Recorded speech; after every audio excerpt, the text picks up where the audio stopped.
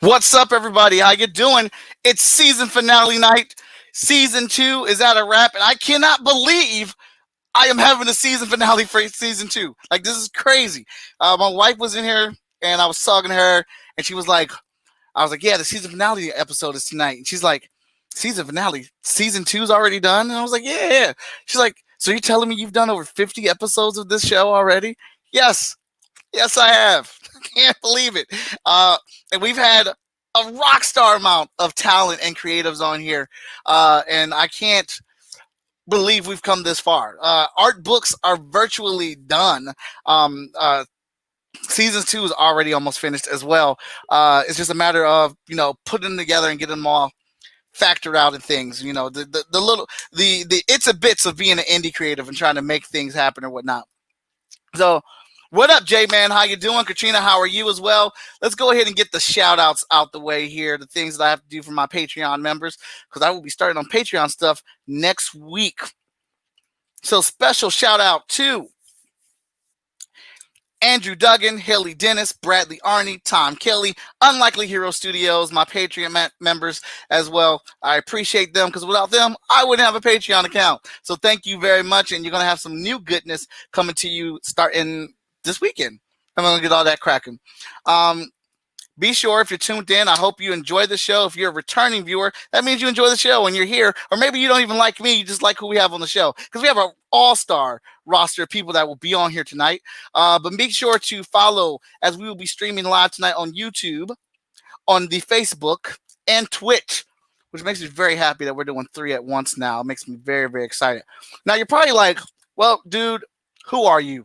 I don't even know who you are. I just happened to catch this from all the streaming and announcements you're doing because you're all over the dang internet.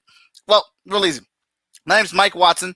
I'm the publisher of Short Fuse Media Group, founder of Freestyle Comics, one half of the good, the bad, and the nerdy, the most enthusiastic person in comics, sometimes going by the name of the Super Mad Brother, Mike Watson. And I am your host today and every day on the show that I like to call Chat and Draw. And what is that show? That's a show where we sit and we chat and we draw. I will draw your character or your favorite character, and we'll talk about why that's your favorite character or why you create this character, and it's called Chatting and Drawing. And this is the season 2 season finale tonight. We had some really good things. I tried some new things this season, and I was very happy with how they came out. But let's get into it, because tonight I'm drawing a monster piece. Let's get our first guest up here. We got a long night tonight, and I got a variety of all-stars coming in at you. So, in normal, hey Haley, what's up? How you been? And in normal fashion, where is it? Where's my thingamajig? There it is. Here comes a new challenger. There we go.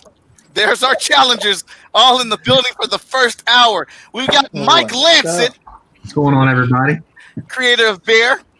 We got Cara Nicole. Fire bitch in the building. We got Rodney Fyke, who came in and stole a spot on the cover in the last minute, bottom of the ninth. With this, I don't know what you're talking about. Oh, you know. How's everybody doing? We got the Chad, who took the #1 spot out of everybody with over 100 votes with head case. Nice. It was Joey rigged. Haas? It was all rigged.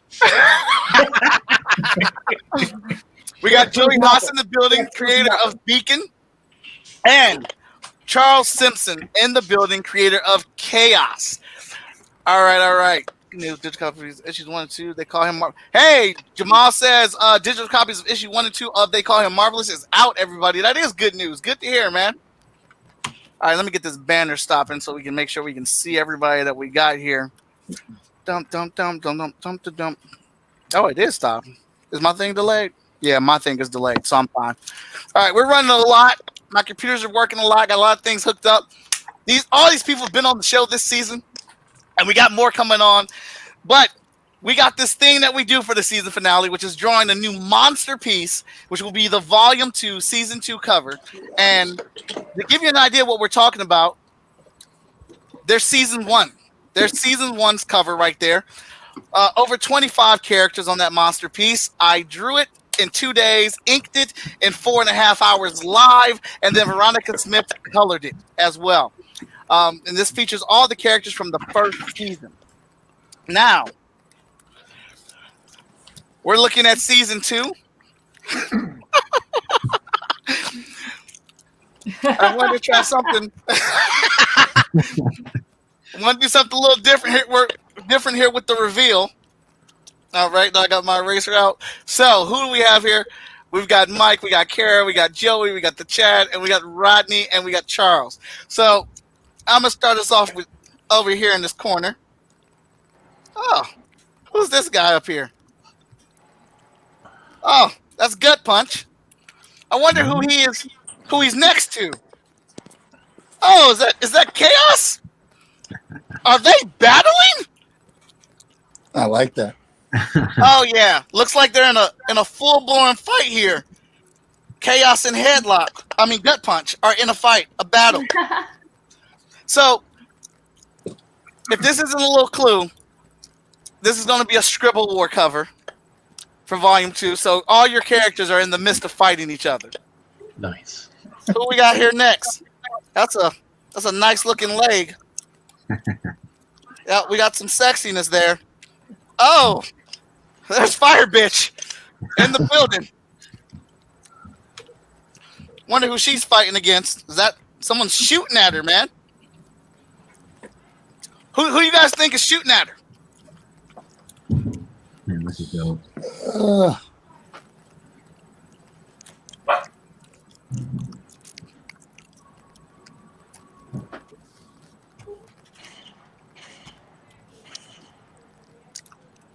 Oh, that's Joey Haas's character, yeah. Beacon.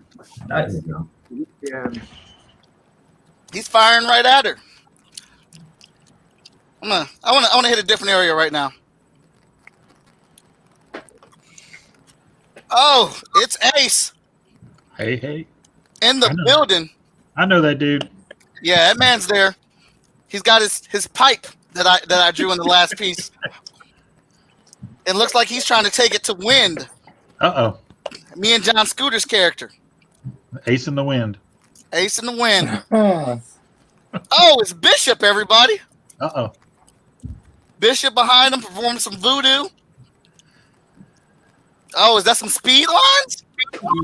Nice. I think we got some speed lines jumping on this bad boy. Changa has entered the fray. But who is Changa fighting? Oh, it's the bear. He's fighting the bear. There we go, man. Oh my God, they're interlocked. It's happening. What's happening with this piece of artwork? Now, to save myself some time, I do keep some of them that actually work with the piece, and I kept Team D. Cute. Now, what do we got here? Oh, who was that? Oh, Vigilance makes an appearance on the cover. Oh yeah. Nice. So, as it is my art book, I will always feature one of the FFK characters on there. It's going to go up here now.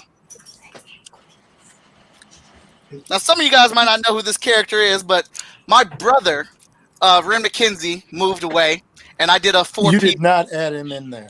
Yes, I did. Oh, I added my 3 brothers into this piece because I had them on Chat and Draw for this. I'm going till 10. Everybody won't be here the whole time, but people will be popping in and out, Haley. All right, so that is Brother Danny. Danny Cooper, editor-in-chief of Freestyle Comics. I have him as the Smart Hulk. He is ripped. He is, and that's me because I love Cap. Excuse me. And there goes Victor Dandridge I as thought Tony you were Stark. going to go back to the street-led days for a minute. Oh, yeah. Not yet. And they are facing off against Liberty. I think Liberty's in trouble, y'all. Over here, we got some fire skulls coming at Brother McKenzie. As he is Thor. Rocking the mohawk. So, yeah, that's how I know him. So it's only leaving us with one person left. And that is Headcase. Right there in the foreground, facing down Vigilance. As he should. As he should. All right. Man, So- Mike, you got your work cut out for you, man. I got my work cut out for me, Yeah, man. this is looking great, though. You guys like it? Yeah. I'm loving it. Absolutely, man. It's thick, definitely. This one was a lot of fun to put together, try to come up with the bouts and laying it out and stuff. I had a good time with it. But this is the new piece. I'm going to start inking here in a little bit. But I want to ask you guys a couple questions. Get this show started. All right, so the first question is, when you were on the show, and you guys can start in any order, how was your engagement during the show, after the show, and during the fan contest that we did for the votes? How was your engagement? Do you guys want me to start? Since I'm up, I feel like I'm up top. I don't know how your screen is laid out, but I can see myself right next to Mike, so maybe I'll just start it off. That's good. There you go. Yeah, so I'm actually completely new to this whole thing. That episode that Mike featured me on was the first time I'd really done any kind of live streaming, interview, anything like that, anything of those sorts. But so I was kind of nervous at first, and then I got on the stream. Mike and I chopped it up, backstage before we actually, broadcasted live. And the more we got to talking, the easier it was for me to just kind of like calm my nerves and just go along with the flow. But I mean, in terms of actual engagement with people on the stream, I thought it was pretty solid. There were some people who chimed in, had some questions for me who I hadn't ever seen before. So I'm assuming there were probably more people that were on Mike's side of the Facebook friend list thing and everything, and we weren't mutual friends or anything. So I feel like that was a really good something I appreciate a lot about that stream, was being able to reach out to other people who don't even see me in their algorithm because we're not even friends, anything like that. So I felt the engagement was good. And afterwards, I thought it was even better because there were some people who ordered my book, or I guess at that point I had just released issue 4. So I had the first 4 issues being ordered off my Indie Planet. And there were some people who even reposted it and, were giving me shout outs saying they liked the story, liked the characters and everything. And a lot of those people I wouldn't have been able to reach had it not been for Mike and the chat and draw stream. So, everything was pretty solid on my end. I got nothing but positive feedback on that. Awesome. And you guys can be honest. Like, you're not going to hurt my feelings. This is like this You're show is still trash, like new. Mike. The show is still new. Even though I've done 50 episodes, we nearly don't have anything close to the audience I would love to have. So it's like, it's still a thing in process and trying to figure out. When we did that fan contest where everyone was voting on which pieces they wanted to cover, we got over 1,050 votes on that thing. Oh, nice. Moving across. So That's I thought amazing. those were good numbers. Please, Anybody else want to tackle the question? So I am next, I guess, in line.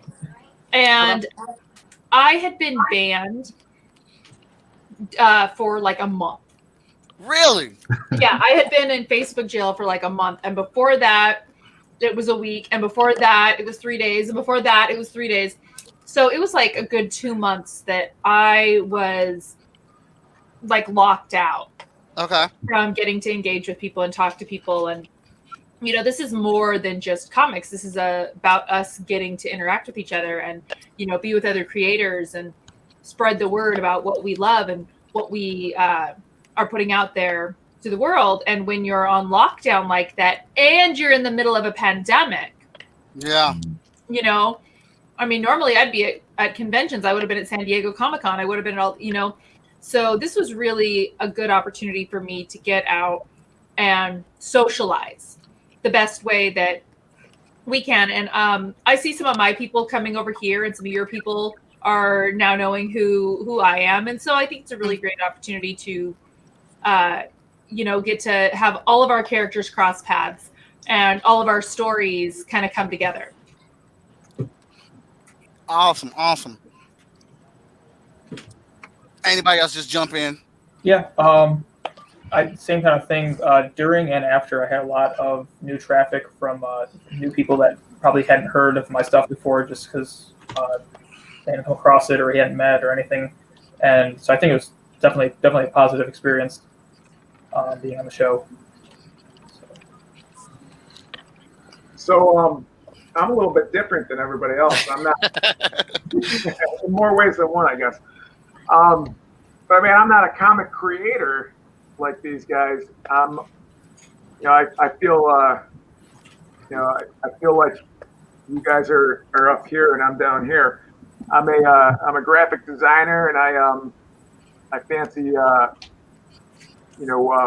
web cartoons, comic strip from the newspaper. But I love comics, and Mike and I became friends through our love of comics. And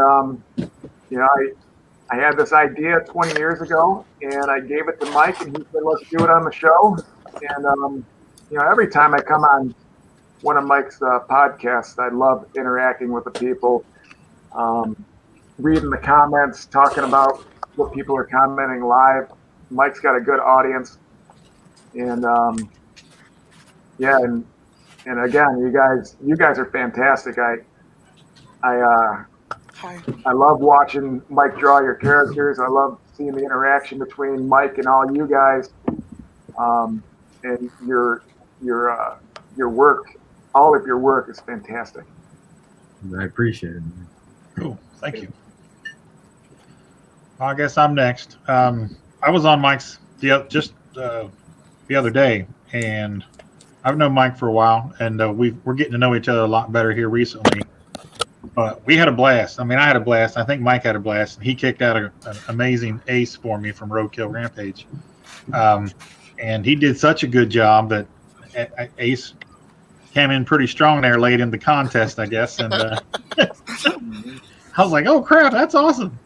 But we got some new followers. Like even as we were on the show doing it, and the exposure to all the new people and stuff is great. I love meeting new creators and stuff, and this is so cool. I love being online and getting to meet everybody, new people that I know. It's a great formats, great platforms. Good times. Awesome. For me, I've known this man, oh my God, it feels like forever. But I go back to like DeviantArt days with him. Me, him, and Ren started this art team together back in the day because since we were all nerds and we couldn't dance, everybody had art crews. And we physically named us, we made up this little art crew of our own. And yeah, that's how I know him from way back then. But I love Wait, did you say you couldn't dance? Yeah, since we couldn't dance and we were nerds, that's we had a to damn lie. We had to come up with a way to be cool. I've personally seen Mike tearing up the floor in Cleveland bars downtown at Comic-Cons for the past 4 years. That's a damn lie. That man can dance. I was gonna say I agree. I know that's a lie. I seen him dancing. He says don't I've let him seen fool him you. dance. But so me, him, and Ren started a crew, and it was fun. It was nice. It was awesome. Me, I was always the one they picked on, beat up on, made fun of my artwork, but it helped me get better. That is not true. Exaggerations. Whatever. Charles, you need to get better at this. Charles, you need to. He's like, that is not true, people. And you know what? I agree with Ren in some cases. Mike is a bully. Damn. Hey, I knew it wasn't going to be all love. All right, so right now the art books are sitting on pretty much they're done. Just some like ins and outs that need to be finished up on them or whatnot. Would you guys be in favor of supporting a Kickstarter for the art books? Most definitely. For that. Yeah. Yeah. So I'm also using this as a sounding board because I'm in a room with successful creatives who are out here living their life doing this stuff. The book right now is sitting at 50 plus pages. the plan is to get it colored. That would be part of the reason of the Kickstarter. Because yeah, I sat here and drew all these, and it's over 50 of them. I'm not coloring all these. I don't blame you. Why not? Because my editor-in-chief is going to kill me if I don't get back to drawing some hot shot. But what would you say is a fair price for a 50-page plus art book digital version of it? Okay, I'm gonna stop you right there. Go ahead. And that is one of the things that I see. Mistake number one. Okay, go ahead. Is putting out a digital version of the art book as a pledge level, because you will get those people that'll be like, I'll throw you $5 to support you. And really, you can't charge more than $5 for a digital. If you want to charge 10, cool, you're not going to get as many people, but you want people to buy that physical copy. You know what I mean? Because your percentage of profit changes over dramatically. Okay. Does that make sense? So it's like, oh, well, I've got 800 backers. Yeah, but if they only spent, $2 to $5 as opposed to having 400 backers at, 15, 20, 25 a piece. You see the difference here? Yeah. Yeah, so like the difference between selling sketch cards for $5 or $10 a piece or selling a 9x12 for 100. Exactly. Yeah. I like what you do with your books. You sell the physical copy and give the digital copy for incentive.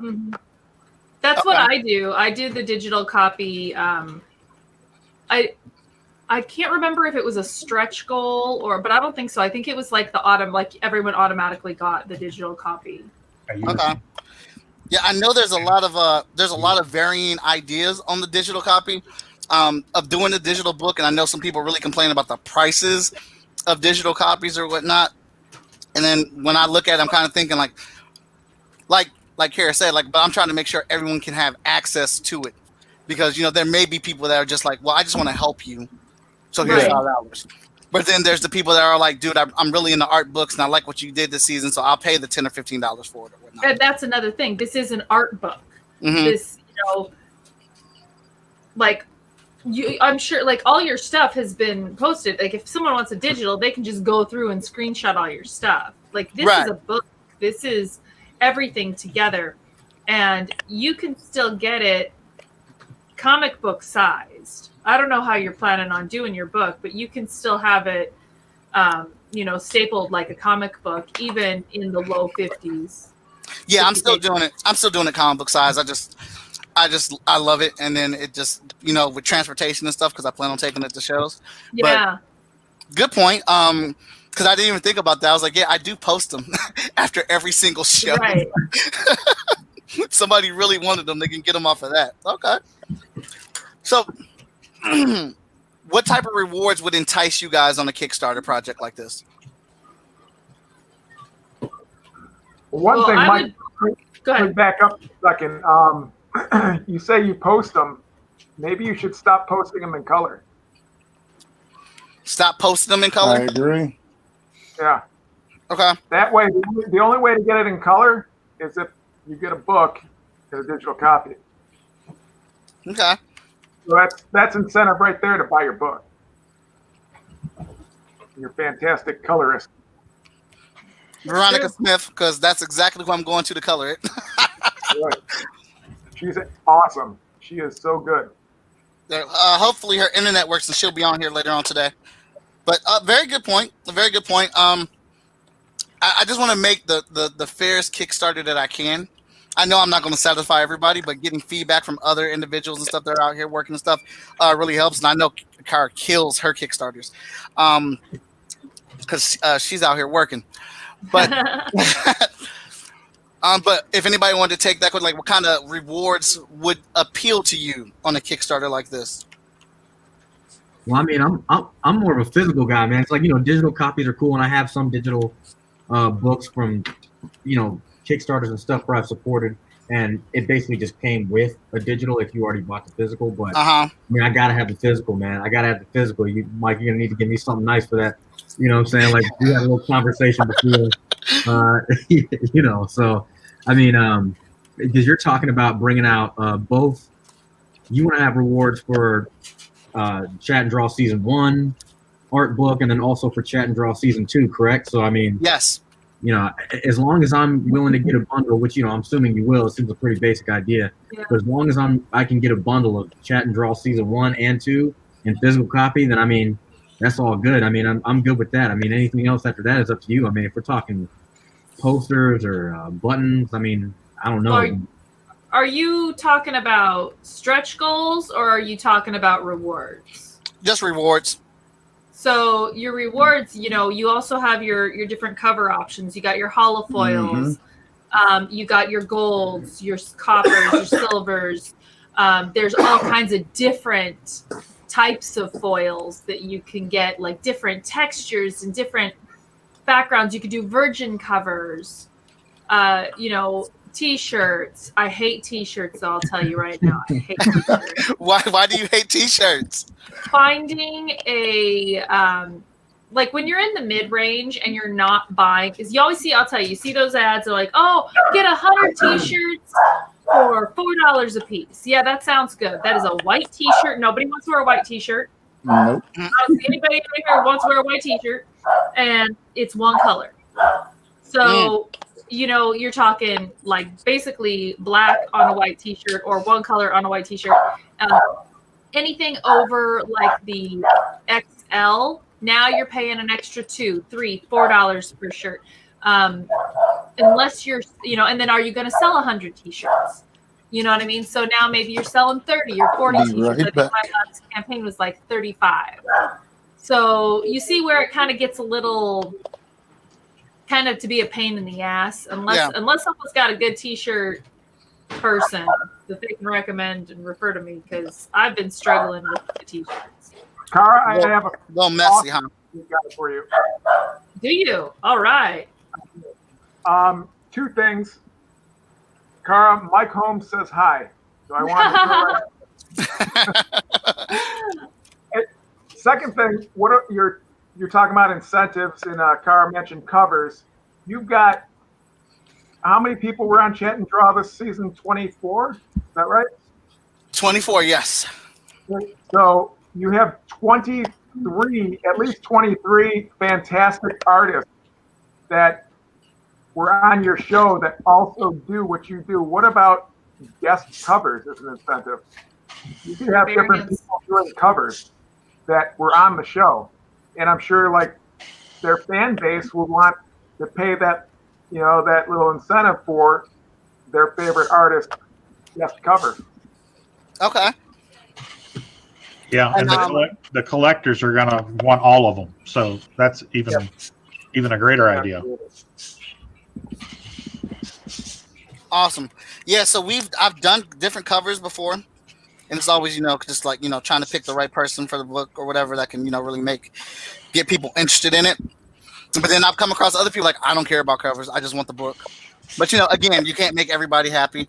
But the variety of people that I had on here, like I'm betting Mike probably wants to do a cover. He wouldn't mind doing a cover for it or whatnot, or Rodney or anything like that. So that's pretty cool. And then because I had Cara on, I didn't know she does colors. She colors comic books. Yeah, that's what I'm doing right now. I just assumed that she was just a cosplayer who came up with a character and somebody else did all stuff, but she colors comics and she's done it for mainstream and indie stuff. So collaborations and stuff would be nice too. So I was going to say, what else would be cool? Because of the nature of Chat and Draw, Mike Watson's drawing other people's characters. So let's say somebody else doesn't draw their character for a cover. They draw somebody else's character for a cover. Yeah. That would be that. Yep. Okay. That's fun. Now, Steve over here says if you do sketch covers, then they could pick the artist, and that could be a premium. You would have to talk to each artist on that. That's a great idea. But it can be. I'm just always like into logistics, and you don't want to like screw yourself because someone is behind and can't keep up. So you want to make sure you got it locked in, who can do what's available, and limit those numbers. Yeah. An artist only does 1 cover or 5 covers, whatever. Yeah. But yes, sketch cover blank variants. Even for my cosplay book, Confessions of a Cosplay Diva, which was not a comic book, I have blank sketch covers available for that book. Sweet. Okay. Oh, and color me covers. This is something that I love doing. So you have a Color me black covers. Yes, you have a black and white, and you have it printed on Bristol, Mhm. just like you would a sketch cover, and then people can either have their favorite colorist color it, or they can color it themselves. That's a Those dope things- idea. That is a dope idea. Look at this. All right. Lightning in a box.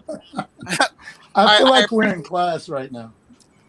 Hey, what are those things called? Those master classes that I see Yeah. advertised all the time? Yeah. That's what we got going on right now. So let me check some of the comments. Haley asked us how long this night's going to be. Well, for me, it's going to be like 3 or 4 hours. J-Man says he names all them the No Coast Adventures. And shout out to the fact that it was Mike's birthday yesterday. Thank you very much, Haley. Yeah, happy belated, man. Oh, yeah. Happy Yeah, birthday. happy belated. Hope you got a little Appreciate it. celebration planned for this weekend. Dude, I celebrated yesterday. My wife hooked me up. You know, middle of the cooked- week, I don't care. we were good, dude. She cooked me corned beef. I've been eating it all day. I got my Oh. cheesecake for my birthday cake. She got me some Naruto books. Got me a Kylo Ren figure. Yeah. A couple, new pants and things like that, and a cell phone case that I've been wanting to get. She laid me out last night, man. I So like how you threw the new pants in there. Because we never take time out to think of stuff like that. Jamal's watching. He said he's kind of jealous. Steve is saying it's looking great. Fans will still buy a copy. Count me in for physical book. All right, Brad, that's awesome. Haley says hardcover option. I always prefer hardcovers over soft covers and floppies. Steve says sketch covers, so we're right on track with what some of these people are asking for. Haley says signature of not just Mike, but also the creators. Ooh, okay. Guys, love t-shirts. I can get you quality color shirts at a good price, lower quantity. If you do sketch covers, then they could pick the artist and that'd be premium. Hey, good ideas. All right, I appreciate all that. I'm gonna watch this part of the show again and take my notes as I am still thinking. But let's talk about y'all now. So, anybody got anything new going on? Anything new coming out, or what are you pimping? What do you have out right now? Well, can I go first because I got to bounce off of here because I've got my show starting at 8, so I got to prep. Oh, Yeah, go ahead. So, for those of you that don't know, I'm Rodney Fyke. I am the creator and writer of Roadkill Rampage, which is a live Kickstarter right now. So go check that out if you would, please, and back us there with a company called Hasm.com. So go to the Hasm website and check out our comics. Creator, artist, and writer of Peanut Pudding and Jelly and Pitter Patter and Unchained that I wrote but did not draw. So go check all that out and go to the Kickstarter and check out Roadkill Rampage if you would, please. Awesome. Rodney's a great guy. I've known him for a long time. We had a killer episode. It was a lot of catching up, and one of the reasons I like this show is because I get introduced to new creators, books I never knew about or heard about, and I also get to mess around with genres I never would have. And he's got this violent, scary character called Ace, and it was fun trying to figure out how to make this character pop in my style, and I had a great time with it.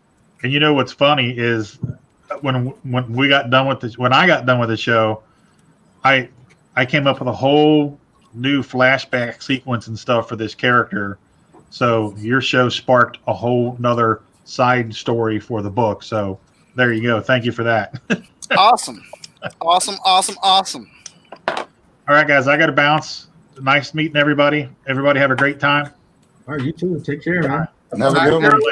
Hey, Rodney, I'll be here for a while, man. So if you want to, after your show, if you want to jump back in, come on in. Okay, I'll check when I get done. Thanks. All right, man. Bye. All right. I just put his link in the private chat because I couldn't comment here. So if you want to put his link for his Kickstarter up. Thank you so much. That is the eye of a professional right there, fellas. There you go. Thank you. So he has 66 backers. There's 13 days to go. He's made $2,036. And there's the link. I just dropped it in there. Awesome. Awesome. All right, we got some guy coming in here, y'all. I don't know how you're gonna feel about who this person is, but Here comes a new challenger. it's Danny J. Quick, everybody. Yeah, what's up, man? What's up, everybody? Hey, Danny, how you feel about Gut Punch right there? Man, if you don't stop calling him Gut Punch, bro. What is it? That's not. Do I keep messing it up? Oh man, He don't feel good with him right there because he knows he's about to lose his battle. Come on now. Danny, I'm so sorry. There's so many characters on here, man. Oh, you got him. You got him right where he needs to be too. Right there. That's where it's at. Yeah. Who wins? Who wins this fight, Danny? You know, Gut Punch, Gut Shot. You said it. I might have to change the name to Gut Punch officially now. Hey, man, I am sorry about that. I'm gonna make sure you. I'm gonna put that. I'm Go gonna ahead. put that in an Ace Blade comic. I'm gonna have Ace Blade call him Gut Punch from now on. Yeah, when I was putting these together, I was like, man, I knew out the gate that these two characters were gonna swing fists together. Yeah, me and brother Simpson had a little chat earlier before we might have to make it official in season 3. Put something together. I agree. That'd be dope. Yeah, I'm gonna launch that for you guys in season 3 and let you know what that is. He says I want to be a part of that.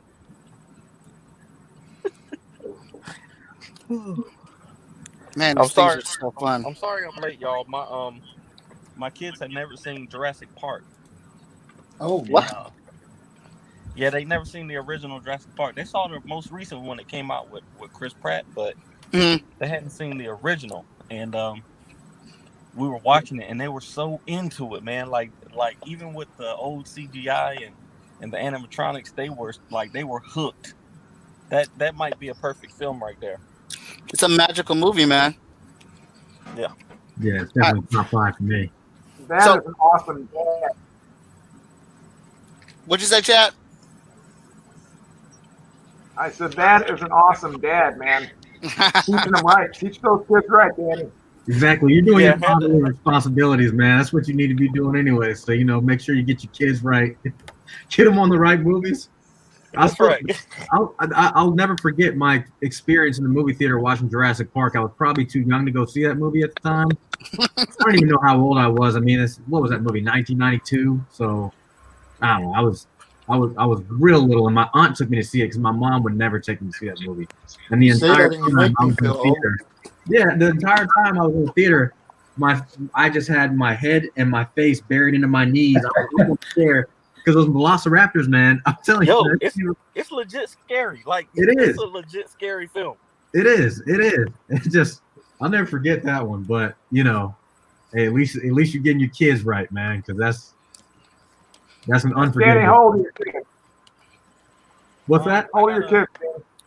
I got a 14-year-old, an 11-year-old, a 9-year-old, and a 4-year-old. That's awesome. That's awesome. Yeah, they're all over the place, and all of them were enthralled, except for the baby girl, the 4-year-old. She was back and forth, but the older 3, they were hooked. I was looking forward to it. So I'm looking forward to the new Jurassic Park. I'm a fan of it, and the old series as well. But I like where it's going or whatnot. Do the dinosaurs have to wear masks? Yeah, they do. And if they don't, it's gonna be a dang problem. COVID is the only thing that can kill them. The only thing. The Velociraptors hunt in packs, but they still try to stay. The Velociraptors hunt in packs, but they still try to stay like 6 feet apart and everything like that. Hey, he said nature will find a way. That is true. What? So how has you all's experience been so far? We're like what, 5 months into quarantine, to some varying different levels everywhere around. How has it been for you making your comics, doing your craft, trying to survive, making money? I've actually loved it. It's given me more time to spend time with it. Okay. I've been doing a lot of just random commissions. I think I've done more commissions just for people during this than I've done probably in the last like 6 years. People have wanted a lot of stuff done, and I've been fortunate enough to get a lot of stuff like that. I need to get on that list, by the way. Oh yeah, you've been talking about that, Danny. Anybody else want to answer it? I mean, you know, when this thing, I don't know where everybody is in the nation right now. I'm in Atlanta, Georgia, and when they shut everything down here, I remember getting that text from my boss. She said, you know, we're going to take some time off. You know, we'll just see what happens, play it by ear. Well, actually, I think this is technically before they shut it down, but my boss was just kind of worried. So she said, you know, we're going to do 2 weeks, and we'll play it by ear after that.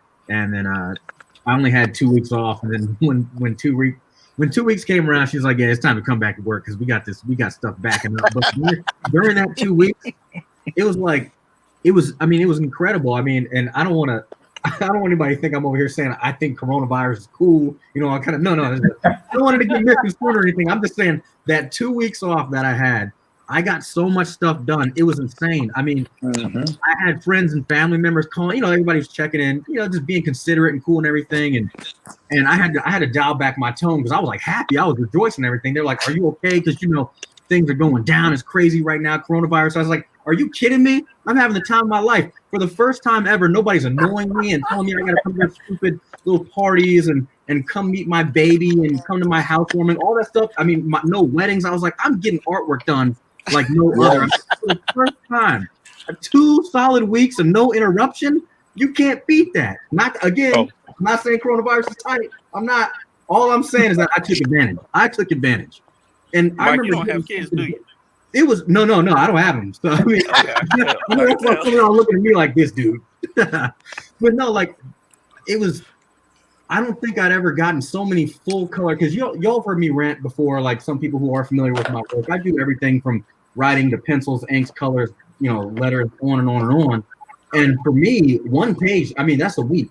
You know, when I first started Master of the Edge, I want to say I started this like 5 years ago. I mean, it was about 2 weeks per page, and then I finally got it down so I could crank out a page in about a week. And I have not been able to maximize. I have not been able to top my speed. It's always kind of like a week for a page. And then, you know, with my work schedule and everything. And now that during that 2 weeks I had off, I mean, I got so many pages done. It was insane. That's the only reason. I'm pretty sure I would not have been able to get my book out when I did without the coronavirus. Again, I don't like corona, but well, if we might be able to get that Masters of the Edge 5 if everything open back up. Yeah, man. Hey, and I appreciate you, Danny, for supporting me. You know what I'm saying? And that goes back to what we were talking about before. Mike was saying how his chat and draw episodes have affected people's, you know, sales and engagement and stuff like that after the show. And I think you had posted that even though we're friends on Facebook, the algorithm wasn't allowing me to show up in your news feed or something like that. And then maybe, I guess you had seen me and then we had an interaction. All of a sudden, you know, the ball got rolling. But, you know, guys like you and I saw a comment earlier in the comment section, Brad Arney, saying that he was looking forward to issue 5 and Master of the Edge as well. So, you know, people are showing me love, but you know, that 2 weeks I had off really did it. All right. So anybody else want to take a crack at it? Yeah. Reinventing yourselves? So, yeah, same kind of thing. Like I haven't got as much done work as I would have liked on actual comics, like drawing them out and writing them, but I've been able to get a lot of planning the story out like way in advance. So that's been really good. So. Okay. Well, this is my full time. So it was hard for me to not go to shows because like I built everything off of going to conventions and meeting people. You know, I wasn't one of those fortunate people that just got like the Facebook unicorn where suddenly everyone sees my photos and it's like, oh, hey, I love you. It's like I went to shows and I'm that person that's always getting like banned and blacklisted and, you know, off of the internet. So for me to actually go to shows and meet people and, you know, talk to people, like that was how, you know, we got where we are. My husband Alfred and I, Alfred Trujillo and I, we do this together. So traveling is a big part of what we do. You know, we go, we meet people, we're a part of everyone's world, and that just came to a screeching halt. Just stopped. And so for us, I mean, he's been just killing it at home. I'm like, I miss people. You know, somebody touch me. You know, and that's kind of where I'm at, and I'm doing the best I can to keep going. And I do have a lot to color and a lot to work on, and I love that I have the time to do that. But it's shows like this that really help build me up again. You know, you start to like. I'm very much an extrovert, so like.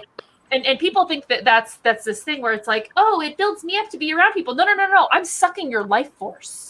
I am like this vampire. It's like I see you, and now I can live another day, and I don't have that. So this kind of thing has really been good for me to be able to stay social and keep myself from, you know, crawling back into my coffin under the stairs. I love it. Yeah, I'm very extroverted. I absolutely love comic book conventions. When they started shutting down, I was like, oh my God, that's like a third of my income. Like, and we were just like Mike Lancette can attest for it. We were just getting the ball rolling on things with our release schedule, getting ready to drop, with how many books we had in the hole. I talked to Danny Cooper, who's the editor-in-chief of FSK, like, all right, so as long as I stay on this path with, if I make this minimum at the next 3 shows, we can go ahead with this, and that. And boom, we're in there. And then COVID said no. It said no shows for you. And I've had to change my game to this virtual thing where I am streaming and casting, and I just miss talking with other creatives so much. I was like, man, what can I do? Shoot, you know. Then this show happened. Yeah, it is kind of strange like that. You know, like on the upside, you say I'm gonna take advantage of this free time that I have right now. You know, whether it's, you know, you're writing or doing artwork or your own production, and then you're like, oh well, I can't go on any shows, so you know, it's a give and take. It's kind of strange. It's like now I'm sitting on this product. I got finished product, but I can't show it to anybody other than, you know, my friends online and whatever kind of social network, online community you've already built up. You know, when it comes to face, you're kind of screwed in that regard. So it is what it is, though. Yeah, right. I agree with you, man. I had I work at a hospital. I work at the Veterans Hospital in Durham, North Carolina, and I haven't had any time off. But my partner Morgan, y'all might know Morgan Iverson. He actually got furloughed during this time, so he's been at home. So not me directly, but because of Morgan and him having some free time, he's been writing a lot more. So he's been pushing me to write more, because some of y'all know we do a podcast called the Super Shorts Podcast, where we tell superhero short stories about our characters, right? Yeah. And and this next season that we're writing, it's really like we're splitting the duties. So when he writes, you know, he writes this chapter, and then he's like, "Hey man, you need to go ahead and do your part so I can get back on." And I'm like, "Man, I'm going to work every day. I got 4 kids here at the house. I got other stuff I got to do." But like he's constantly getting at me to write. So because of that, I've been able to actually get more done. I've been able to get more done during this time. But that's just Morgan nagging me. So Tell Morgan to come nag me. All right. We gotta do a 8:00 switch out. Everybody. I need to make room for Daniel Kalban, John Hi. Scooter, Veronica's here. I got a couple more people trying to get in. You are all more than welcome to pop back in because I will be here having it running or whatnot. It's been a pleasure having you on here. I appreciate and respect you all. But keep your ear to the chat. Once I get the new batch in here, I'm sure I'll still have some room. So I'll message back in there to say, hey, some of you can come back in. Okay? All right. No, Yep. All right. All right. So let's see who we got here. All right. Daniel. Add him to the stream. Hey guys. Well, I gotta go. So I only had like an hour locked in. I gotta finish some other stuff. Thank you for having me. We will definitely stay in touch and keep me posted on your project. No problem. Thank you very much. I'm glad you were able to make some time for us today. Of course. And have a good night. You have a good one. Oh, we got John. Got Nick in her. Hey, what's up? All right, I think we're good here. Who just left? Did the chat just leave? He was good. Hold on, let me check this chat real quick. My fancy mouse just keeps zooming in on the screen. Oh, We got 1, 2, 3, 4 people, 5 and 6. So I got room for 3 more people. come on, Veronica. Room. Join us. Okay, I got room for 4 more still. 1, 2, 3, 4, 5, 6. No, sorry, 3. Dang it. 1, 2, 3, 4, 5, 6, 7. Yeah.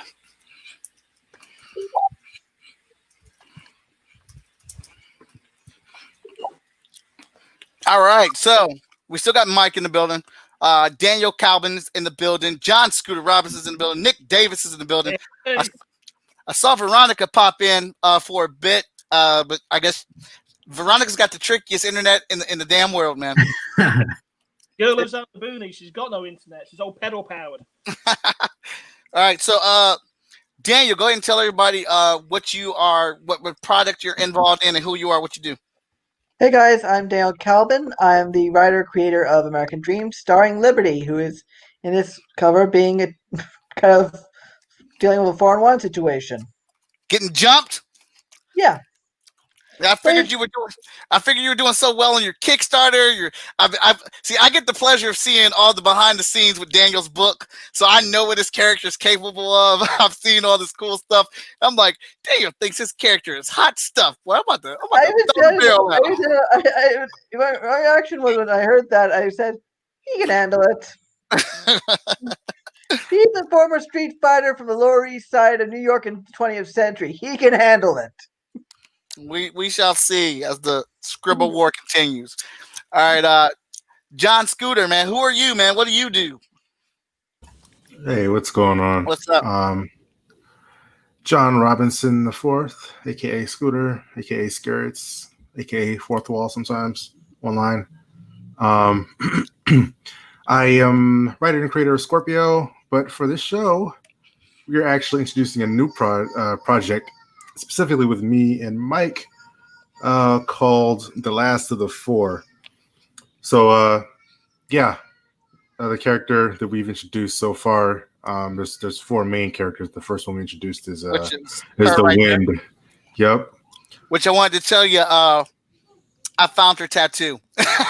Oh, word. Yeah. I saw that. That looks dope. That looks dope. I dig it. So she's got like the half dreadhead, half half tattooed bald head going on. I dig the style.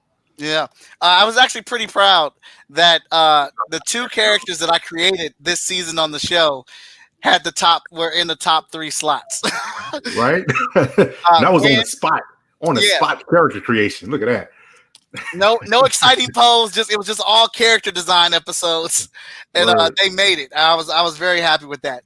Chad's still in the building. We got Ronnie coming in as well, and so let me see. So Daniel Kalban's character, Liberty, right there, facing some big odds. Then we got the Wind right there, and then we got Team D.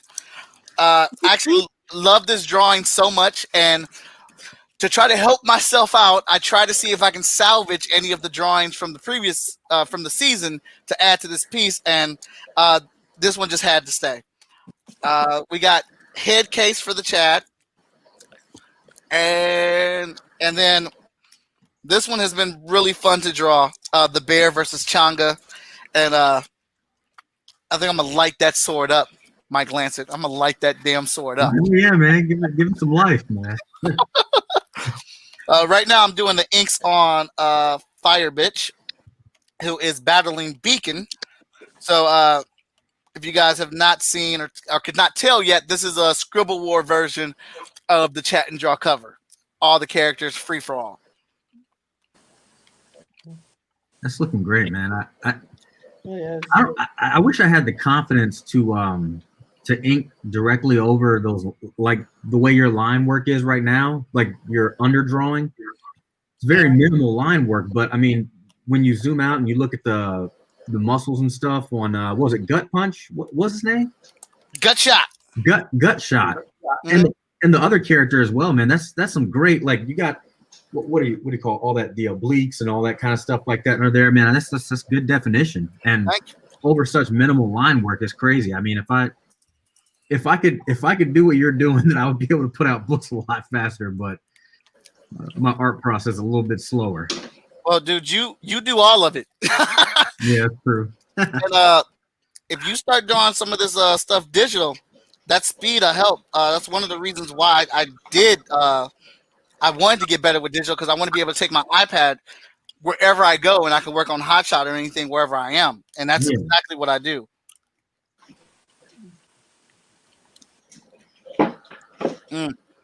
So we were talking earlier about Kickstarters, and we were talking about the potential Kickstarter that I want to do for the Chat and Draw book, which I'll be asking Veronica to color.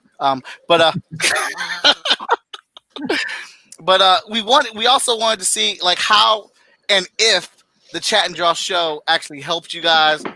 How was your engagement on the show? How was it after the show? I know for some people that were doing Kickstarters, we got donations for them live on their Kickstarters and things like that. So if anybody wants to just go ahead and speak on that, if it helped any of their engagement or sales, or if it didn't. Well, hey, I'm kind of speaking out a little bit. All right. Here from Oakwood Studios. How y'all doing? What's up, man? Yeah, it's all good. What's going on? Veronica's finally in the house. Hey, Veronica. She's got a very slow internet, so we may have a very huge delay before I actually hear you hello back. Now, I'm actually on your show for a special broadcast, Veronica. And it actually, I'm also on Firefox right now. I don't know if that's an issue too. You know what the issue is? You're on Booney internet. And so we had a good Kickstarter, and you guys put us in for like a last day special.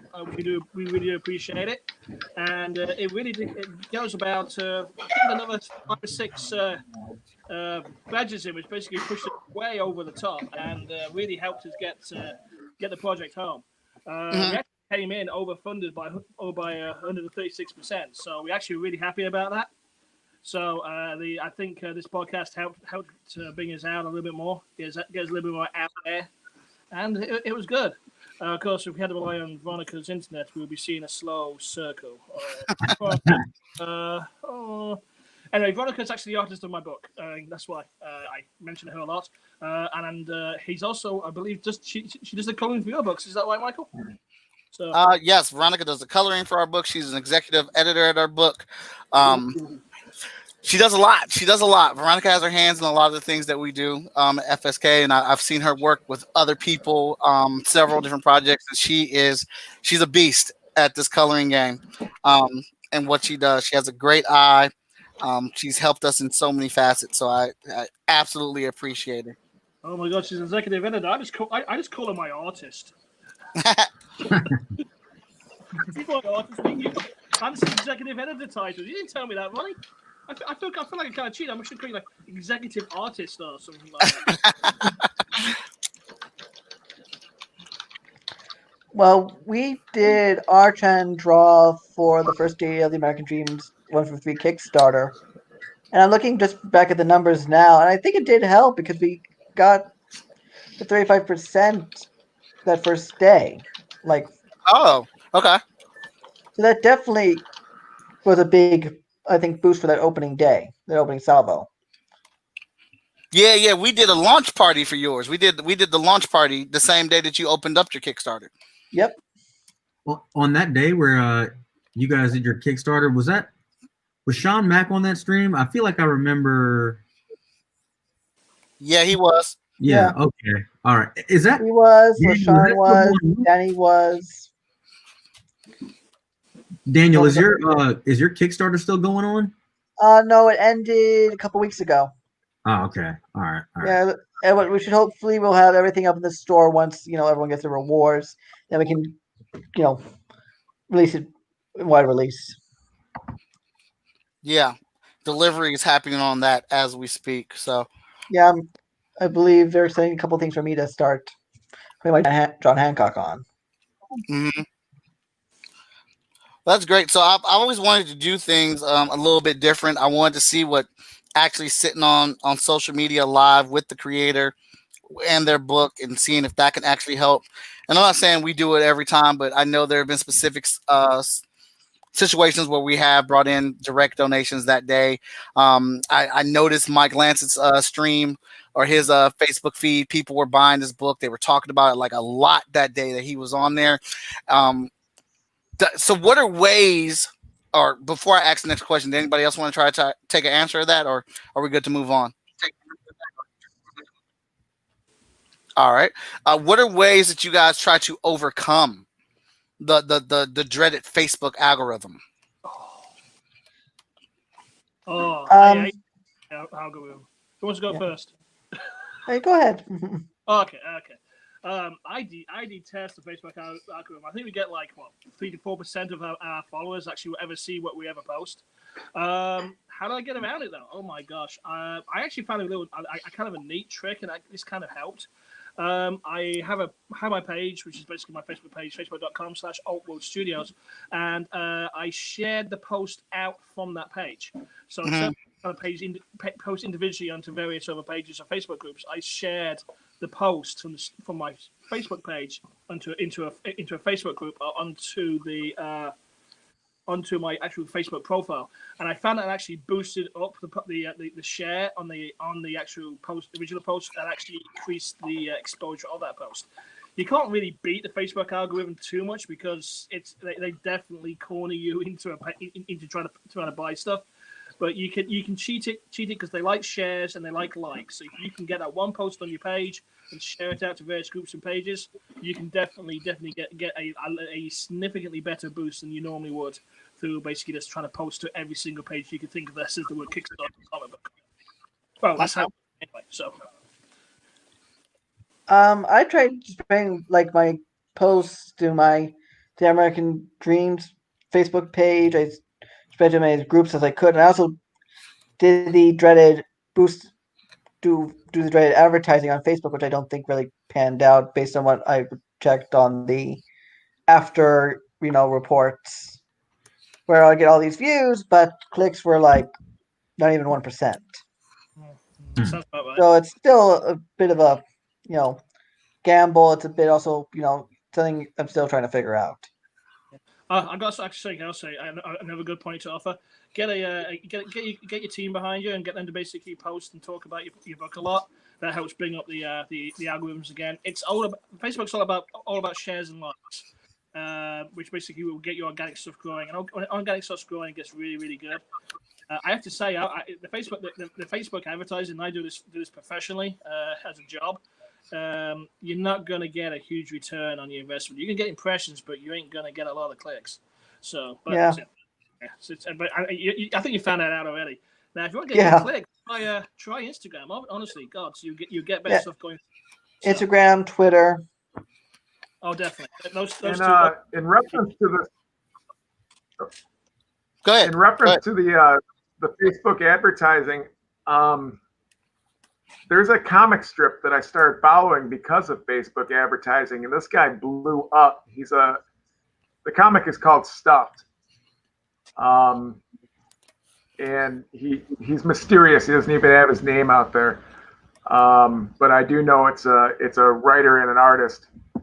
But this guy's got such a following, and it was because of Facebook advertising. Not to pimp Facebook advertising.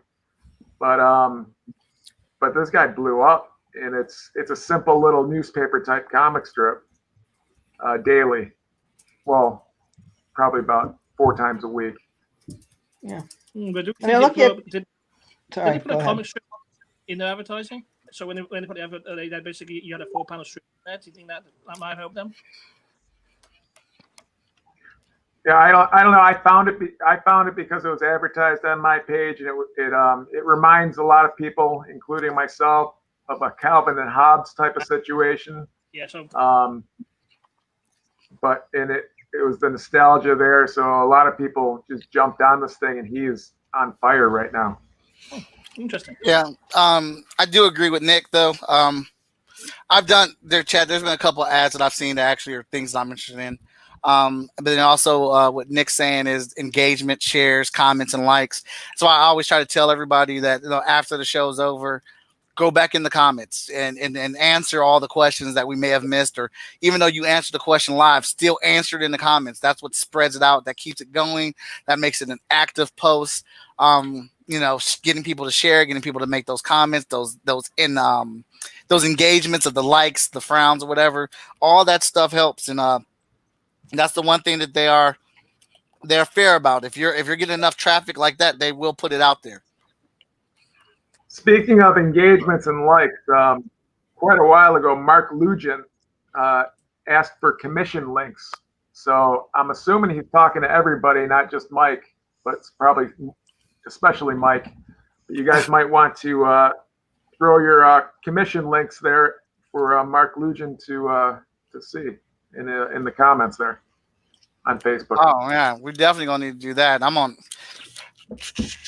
Another comment on Facebook and engagement.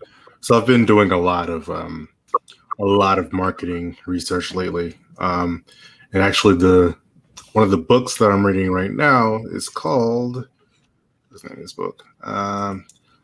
Ultimate Guide to Facebook Advertising. So it's for the ads specifically, but it does preface it with Facebook's regular engagement.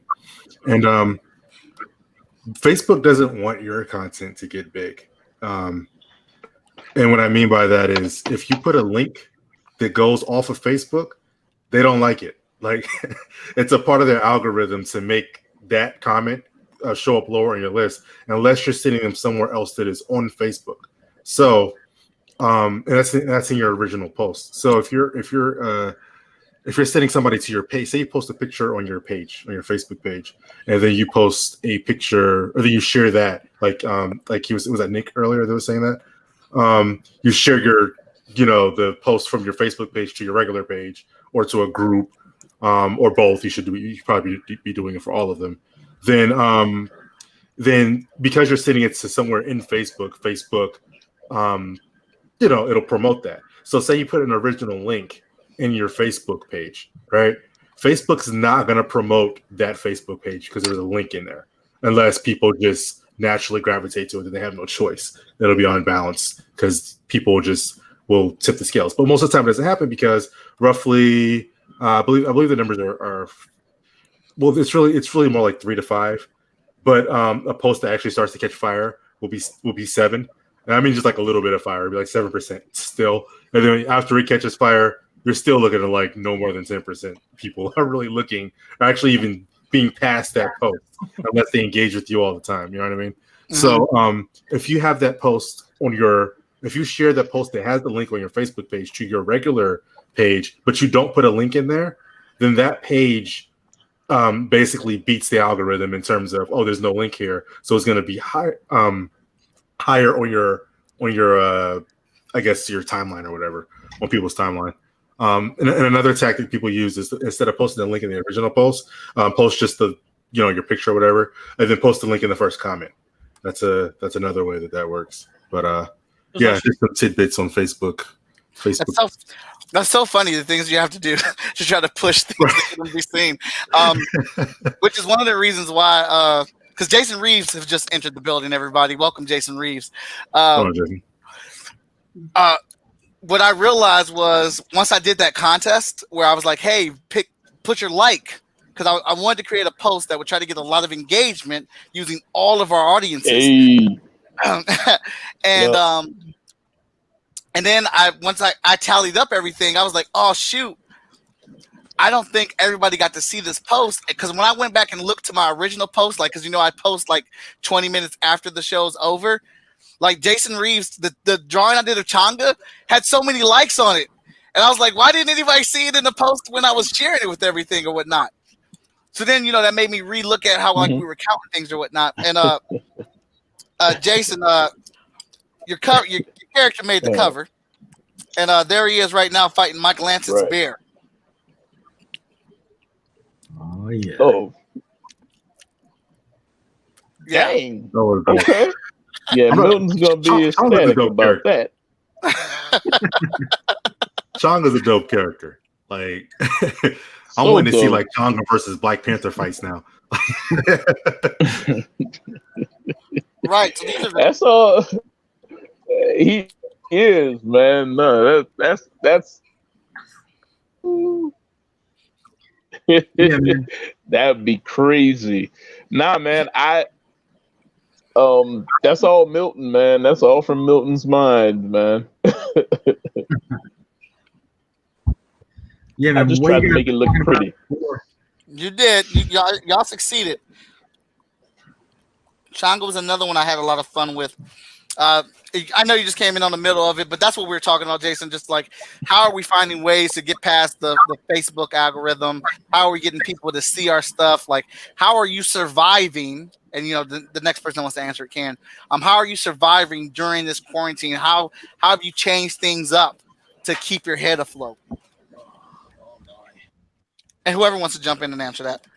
Well, actually, I've been pretty lucky. I'm still fully employed, but working from home. So I've not actually seen anybody in the office for over 6 months now. I think it's basically just how we getting our work still out there without having the joy of going to conventions. That is a tough one at the moment in time. It really is. I've been pushing out my digital books up on Amazon and showing those off a lot more, because people are more prone to basically go for immediate entertainment over basically waiting for a book to come to them via the mail. But it's a little harder to basically sell digitally than it is to face. That much is for certain. And you kind of lose a bit of that emotional context where you can basically look that person in the eye and really sell them your book. But it's not easy. It's definitely not easy. So that much is for certain. So that's cool. Sorry, it just made me think about this. So do we think that people are buying our books more so for us than the actual product? Well, I don't know, but sometimes, well, I don't know. I write books about teddy bears who defend children from the monsters under the bed. So I've got a pretty good emotional hook with the audience who gets to get those type of books. But there is a lot of folk, and I do know that I have a core of frequent flyers that basically buy the book because it's the book coming from me, and they know what they're getting now. But it's a tough one. I mean, especially in the indie world. I mean, are we getting new customers because I quality of a book? Are we getting customers buying it because they just know it? I mean, what do you guys think?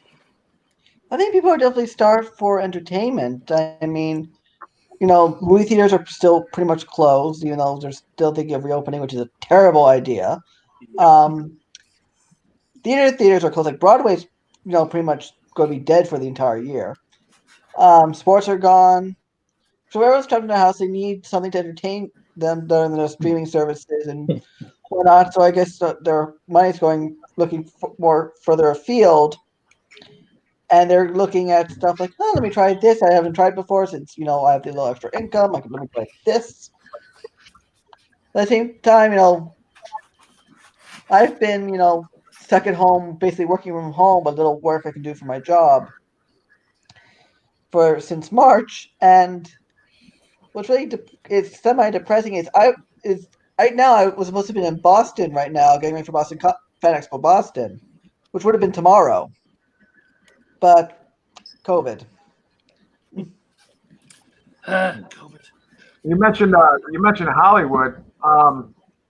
Hollywood's kind of dead. Everything's being remade, and they don't have any new ideas. What you guys are doing is all fresh, and I think your public appreciates your fresh ideas. You're bringing them something new, and that's the draw to you guys in this indie comic world. Yeah. So good job. That's a good way to think about it. Anybody else want to take a crack at answering that? Yeah, I mean nothing too crazy. I think those are valid answers. Yeah, with people being stuck at home, you got it. No, I was just saying, I agree. I think it's a little bit of both. Somebody, I already forgot who it was. Somebody said, Mike, was that you? You were saying some people might want to support a creator because they like their creator, and then I feel like it's a mixture of both. But I feel like now, kind of to touch on what Daniel was saying before, with people being stuck at home so much, I mean, it's great that people like the creator and want to support the creator. And as a creator, you say, well, I want people to support me and like me and everything like that, but I also want to make sure that I have a solid product. You want that customer base to return. So it can't just be a matter of, well, I'm a likable person. You want to make sure you have a cool story, cool characters, and people want to come back. But to touch, basically what Daniel was saying before, with people being at home, I feel like I've bought more comics and stuff now than I have before all the COVID stuff. I mean, I used to collect a lot of comics and stuff when I was a kid, and then I kind of fell off with it. But I mean, I've just been ordering random stuff online, and I don't even have any kind of money like that. You know what I'm saying? I'm just like, well, I'm at home, and Hollywood ain't really bringing the movies right now. So you know what I'm saying? Like, let me get back in the comic game. Or you got a Kickstarter, let me hit that. You know what I'm saying? It's as simple as that. But I think now, a lot of people are spending even more time on the computer. Whether you favor a particular YouTuber or a Facebook, a creator on Facebook. I mean, I feel like now we have more, just more projects that we're aware of because we're spending so much more time on the internet, just looking at, more creators. And I guess, I mean, I'm supporting a lot more indie stuff right now because of it. Yeah, and like a lot of even big time creators are getting into this thing. Yeah. I mean, Charles Soule was doing a whole omnibus of curse words.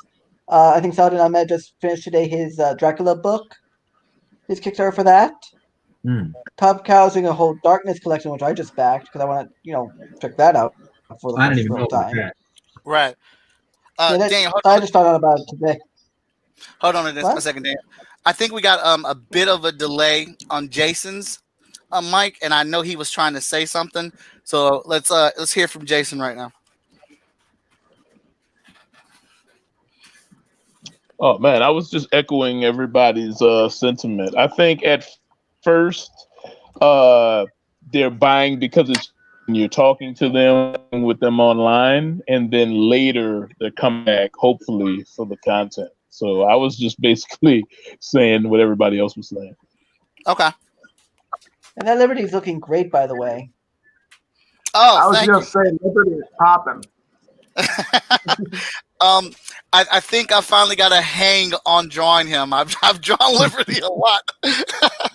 I'll try to throw in a villain for next time I'm on, or even a potential villain for Arc 2, which I still need to get designed. Mm-hmm. So that would be an interesting concept to do. Those design episodes I've done have been pretty popular.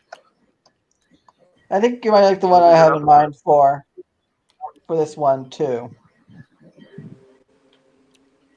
Because, the main villains, of American Dreams, the Triumvirate, they're, pretty, not the most exciting look wise, let's be honest. But Carly has the whole flash and everything. But this idea, I was actually doing some notes for Arc 2 late last night, early this morning, and I'm like, it'll be interesting for Mike to design this one. I think you want to go around in mind for this one too.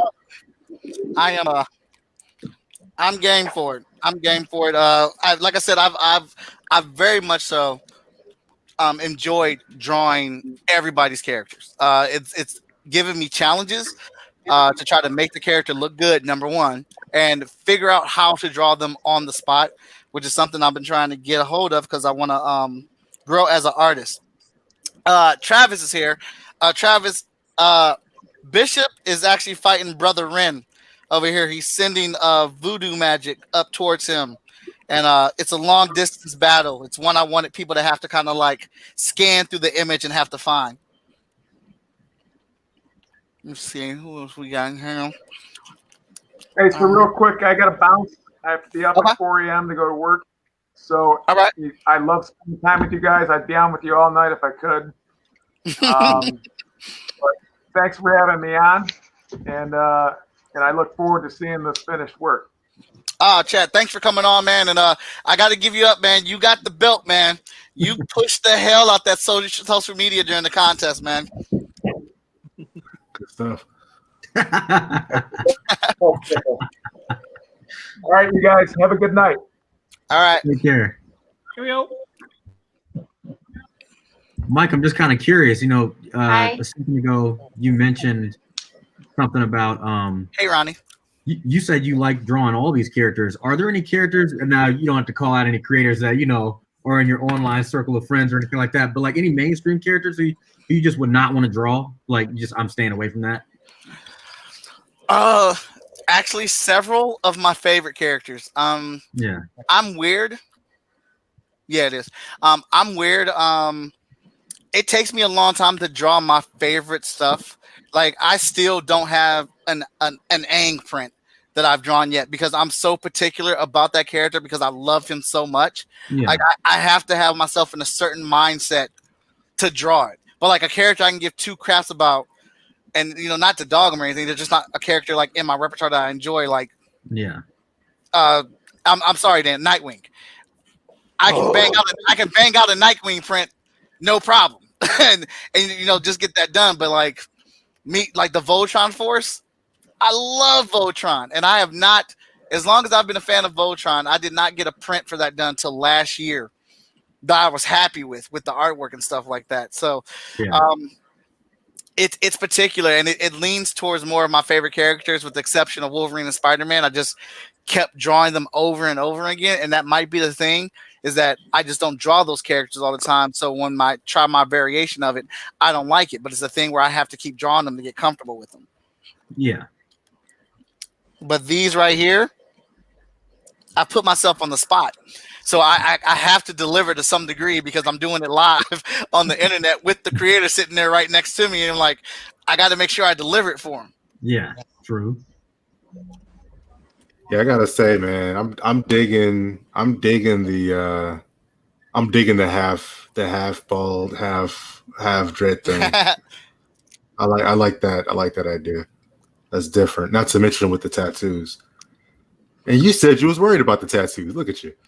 Well, I didn't find it till today because when I was researching and trying to figure out how I was going to do this thing, I was like, well, dang it, I'm going to have to figure out what we're going to do for a tattoo. I did not want it to be complicated. I did a piece for Moana with a Hawaiian tribal tattoos and stuff like that. And I wanted it to be simple like that, but still kind of invoke some feelings of, wind. Right. Yeah, I mean, I think you nailed that.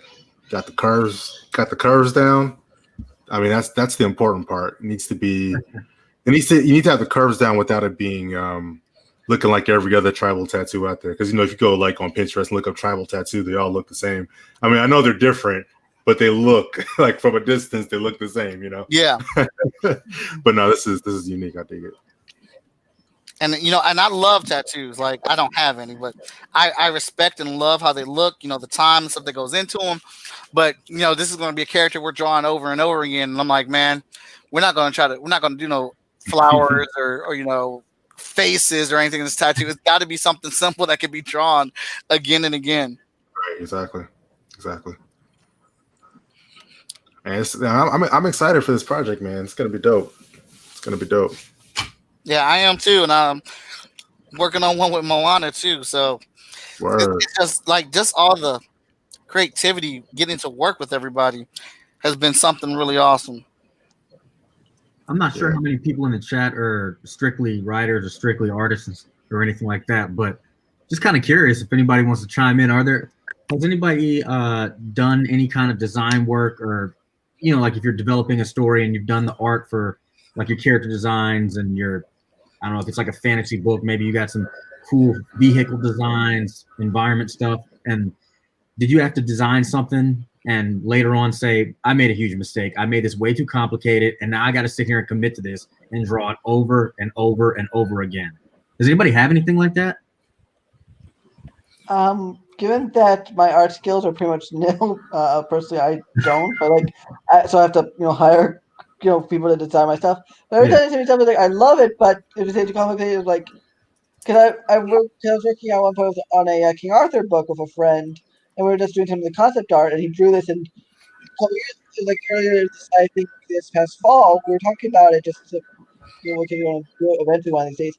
And he's like, yeah, I drew the King Arthur's shoulder armor, his pauldron, way too complicated, like some fancy fleur de lis and everything. And it would kill me every time if I had to draw that. Yeah. Exactly.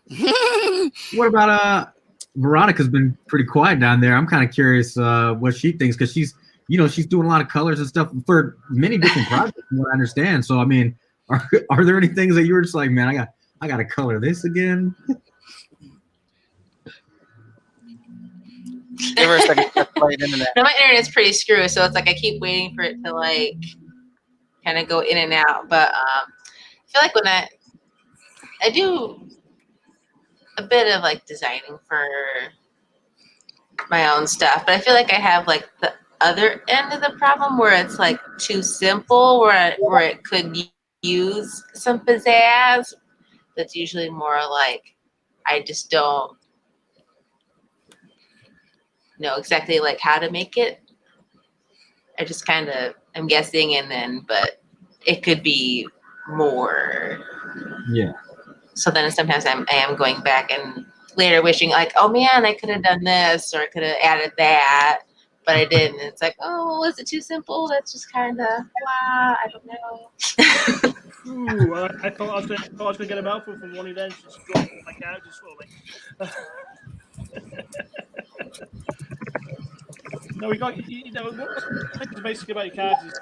We can really go into detail of them and make them complicated. Simplest design.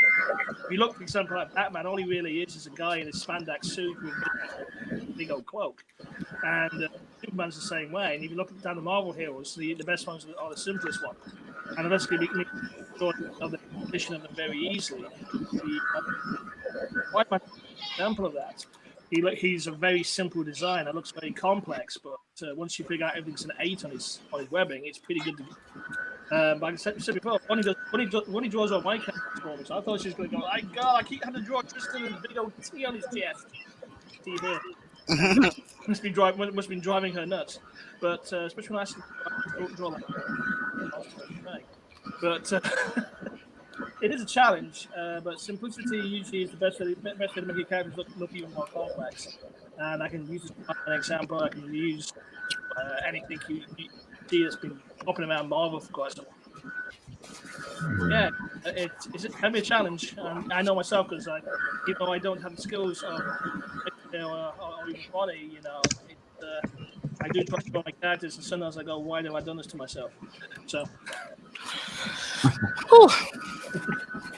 I'm feeling the weight of it now.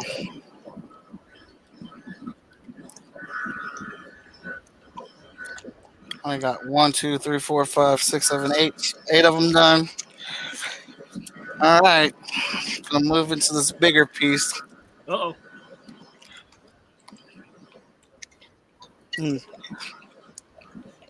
So, what are some of you guys' favorite? Oh, here we go. Tell us about a time that you failed. Something just messed up and it just did not work for you in making comic books.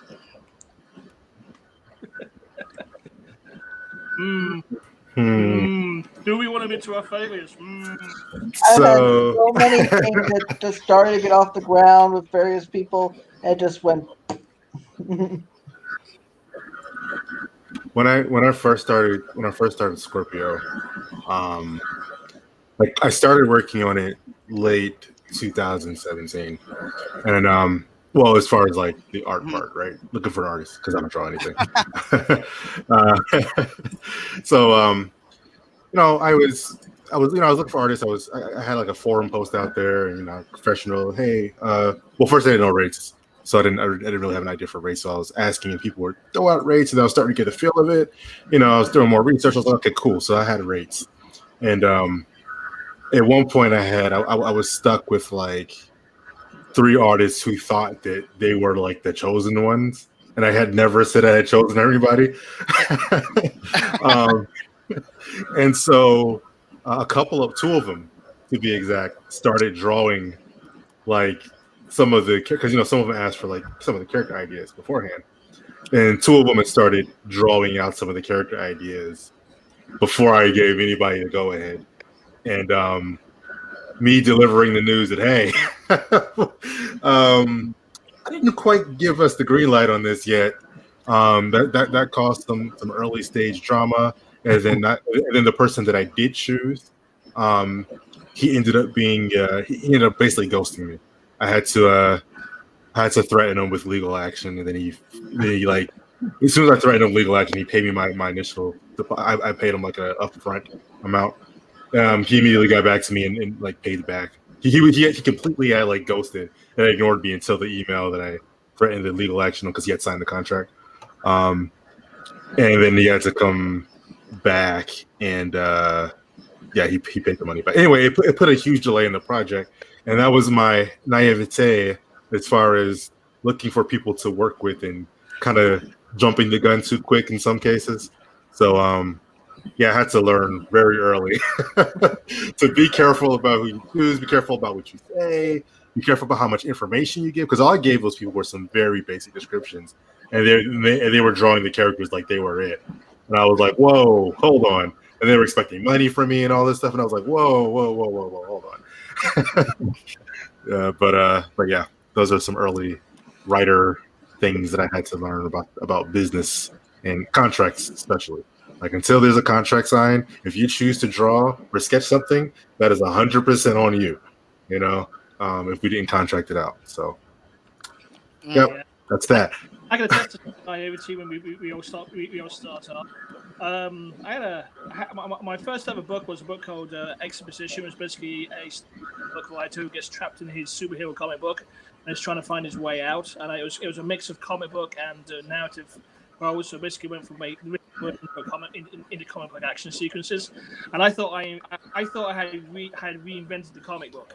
So I had a convention coming up. It was Baltimore Comic Con. So I made the classic creative mistake. I ordered about 200 copies of this book. I'm charging into Baltimore Comic Con, and I sold one. How many? I'll do it again. One. Wow. all I had on my table was this book, a big old banner. I mean, me going, I've reinvented comic books. This is going to be the next big thing. And of course, it's a Comic-Con, and the next big thing's always been there. And we got it there. It took me forever to sell this this initial print run through. So I learned the classic mistake of basically, thinking I was basically writing the next big thing. Turned out, actually, no, you're not really knowing that next big thing, because nobody knows who you really are straight away, and you have to build up the audiences and that kind of thing. And I ended with a lot of books, which basically were families, friends, gifts, various holidays, and all that kind of fun stuff.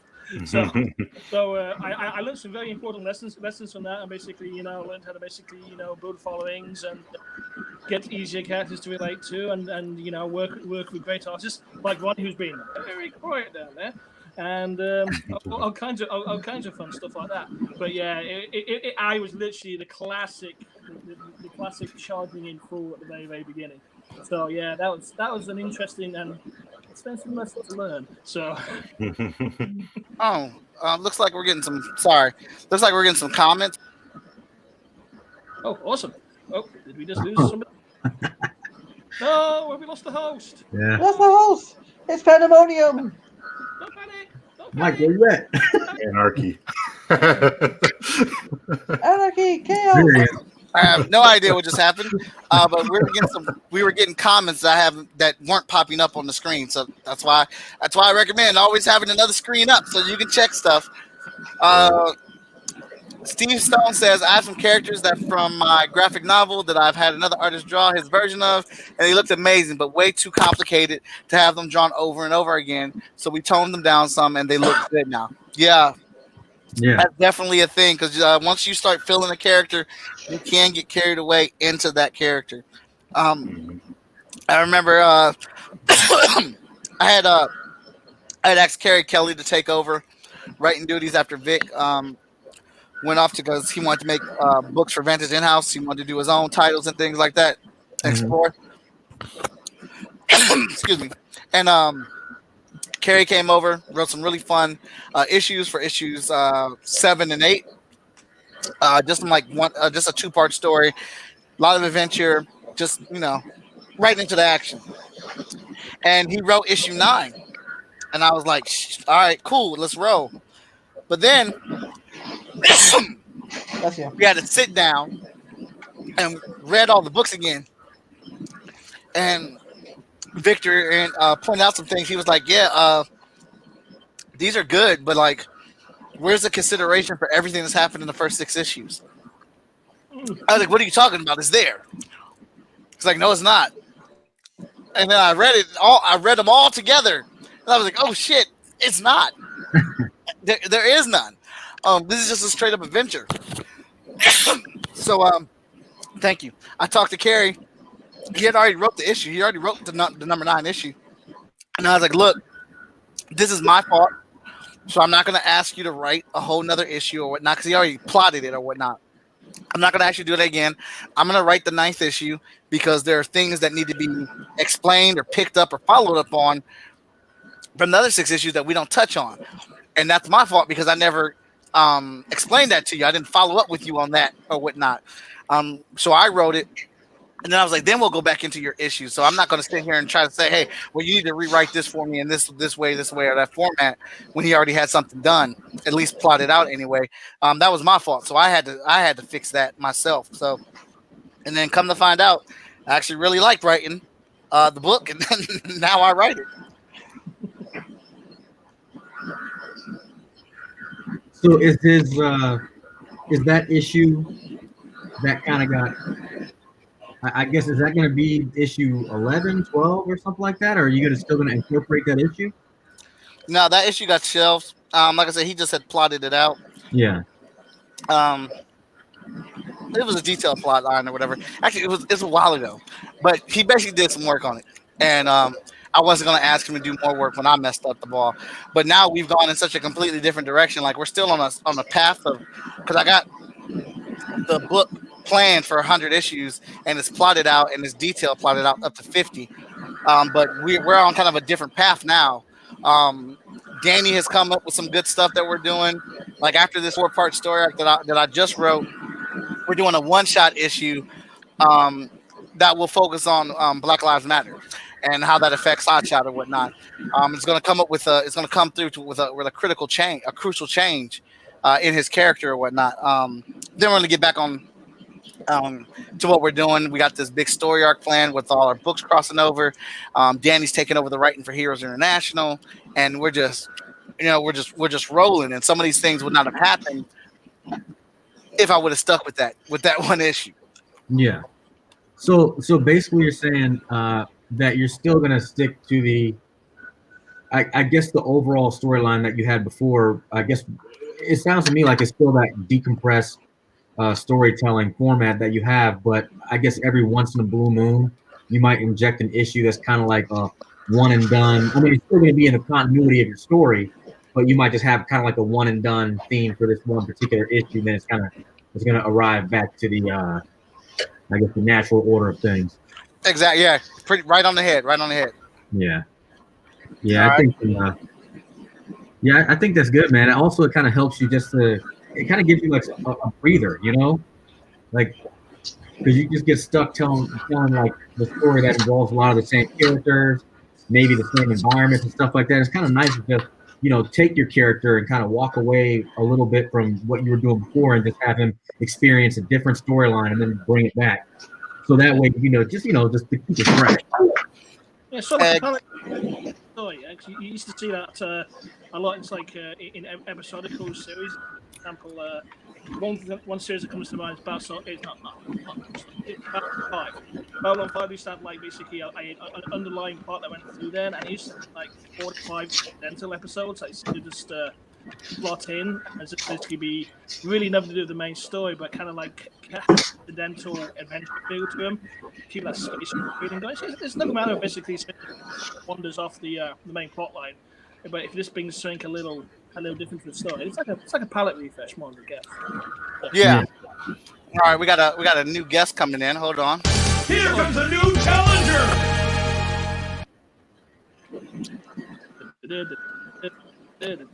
Where'd he go? There he goes. Travis, how you doing, man? Why aren't you talking about me yet? God. Here you are, man. Mine isn't even shadowed yet. Like, he's in the corner just chilling. Like, what's going on? So how are you guys doing? Pretty good. What about you? Good. I've only got a couple of minutes. I'm helping someone with a Kickstarter, but I did want to shout out because I do love Prawn Chat. I'm a huge fan of the program. I'm a huge fan of this. I'm excited that my Bishop Lucas is making. Who's he fighting? All right. So he's over here. I tried to get a little bit of those details in there for you. He's on a little mountain of skulls. Okay. He's conjuring from his scepter and his hand and sending those skulls over here to fight Brother Wren. Oh, all right. Okay. Yeah, we hate Thor ripoff, so he's excited. My brother Voodoo ripoff is going to take care of his Thor ripoff. Awesome. I figured a little bit of magic versus magic here, and I like to try to drop some Easter eggs in there where you kind of got to look and figure out where some stuff is at. No, it's good. I've been watching off and on as I'm helping somebody. I had plans to help somebody with their Kickstarter tonight. So I'm going to be here for a little bit. Does anybody have any questions or anything while I'm here? I'm so sorry that I'm just kind of invading. John Robinson's here. Why aren't we talking to John? Like, why am I interrupting? John should be talking about Scorpio. Like, you don't need me. We need everybody. You know? But I like this. I like hearing that. I'm a big fan of our community, and that's awesome that Travis comes on saying, yeah, I'm in the middle of helping somebody with their Kickstarter, but I also wanted to come in here for a little bit and hang out and see what's going on because I do like this and, I like what it does for the community. I think the indie community, for the most part, man, there's a lot of helpful people within this community. Most definitely. Shoot. And look at Daniel there looking majestic in his chair. He's got like a throne. Look at that. I'm on my bed because I have like no working desk at the moment because I'm in the middle of renovations between my old room and my new room. So it's like I can decently sit is on my bed. And I don't want to be like lying on my instead like you to do what I'm writing, so I just point myself up. I don't know if I can back Nick's books anymore. I'm a little scared of the bear.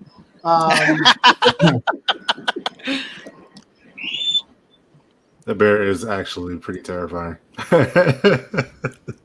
Remember, they watch you while you sleep. Right. I love when creator stories give life to things that we are involved in or have in our world. I think that's awesome. And I think with Mike Lance's character. I think I've done the adult version of Bear for you, Mike. Yeah, man, he's killing it, man. He looks aggressive. I would not mess with him. So what I'm gonna do is I'll keep this on. If you guys have any questions for me, I'm gonna be helping my friend. He's right next to me on his Kickstarter doing some stuff. So I'm gonna keep it on. I'm gonna be kind of in here, but if I hear you shout out my name, I'll interact. But loving Wadden, and I'll come in and be witty every now and then and have John talk, because John's a way better talker than I am. Hey, that is perfectly fine, man. Like I said, we're chilling here I'm chilling here all night, and I got people popping in and out as we go. So that's what's up. So anybody else got some goodness, some good failure stories? We learn from failure, man. There's nothing wrong with it. Well, I mean, I guess when I'm thinking about failure, I guess there's some things that I've just put out there that I just wish didn't exist. You know, like why did I even produce that? So I feel you. I needed the money. Yeah. I mean, I think. Okay, so I had a preview issue, and I even made an announcement about it on Facebook years ago. At this point, it's probably 3 years ago or something like that, before my first issue was out. Mm-hmm. And I'm proud of my series. I pretty much like everything after the preview issue. But I guess when my friends and I first started hitting the convention circuit, we kind of went empty-handed. Not really empty-handed 100%. We had some prints and some fan art stuff like that, but knowing that I was actually actively working on producing a comic book, my friends were like, well, you need to be promoting Master of the Edge. At least give us some visuals. You need to put together a preview issue. And it sounded like a good idea at the time. And I think they're all doing it. I was like, I don't know. Like, I put everything into it. I did a couple of pages of thumbnails. I typed up all this stuff. I thought, little snippets of little tidbits about stuff that I really cared about. I picked that in the story, and then I showed some character designs. I did a little bit of everything, and I think overall, it was a good book. But I kind of looked at it once I was finished. I was like, what's the point? I mean, just it's not a comic book. It's a preview issue. I know some people might like preview issues. I don't want that. It's just I basically did something I didn't even want to do. I wouldn't buy anybody else's preview issue. I'd like, just let me get issue one. Let me read the comic. I don't care about all the preview issue stuff. So I basically have this closet full of preview issues that I haven't really sold. I sold a few of them when I went to those first couple of conventions, but it's just I'm wondering if I should just trash them. I mean, because even if I did a Kickstarter, I wouldn't even do a tour. Oh, you can get let me tell you what to do with them. I don't want to do this. So you like them, right? You like them, like you think the content is good, right? I think the book is not a piece of garbage. Like, I feel like the layout is good and visually it's a pretty good book. I just don't want it, Okay, so check this out. Do not throw them away. I don't know how many of them we have. Oh, go ahead, John. I know what John is going to say. Wait, don't say it yet, John. Are you sure? Wait. Don't say it yet. Hold on. I am typing it in our private chat. Just to see if I'm right. No. Don't look. Don't look, John. I won't look. All right, John. Now say it. Go ahead and say it. I don't know what he just typed. Okay, so got a bunch of previews. I don't know. I'll just say 100 plus. I don't know how many you have. Whatever. You're not going to sell them because why sell these? Because they're preview issue. You have number ones and future issues already out or whatever. Yeah. But preview issues are the perfect marketing tool. The perfect. So, and what I mean by that is it's a lead magnet. Mm-hmm. So what you do with those preview issues is so what you want, first of all, if you have an email list, I don't know if you have an email list or not. Look at the chat, John. Look at the chat. Look at the private chat and see what I typed. Let me see what he typed.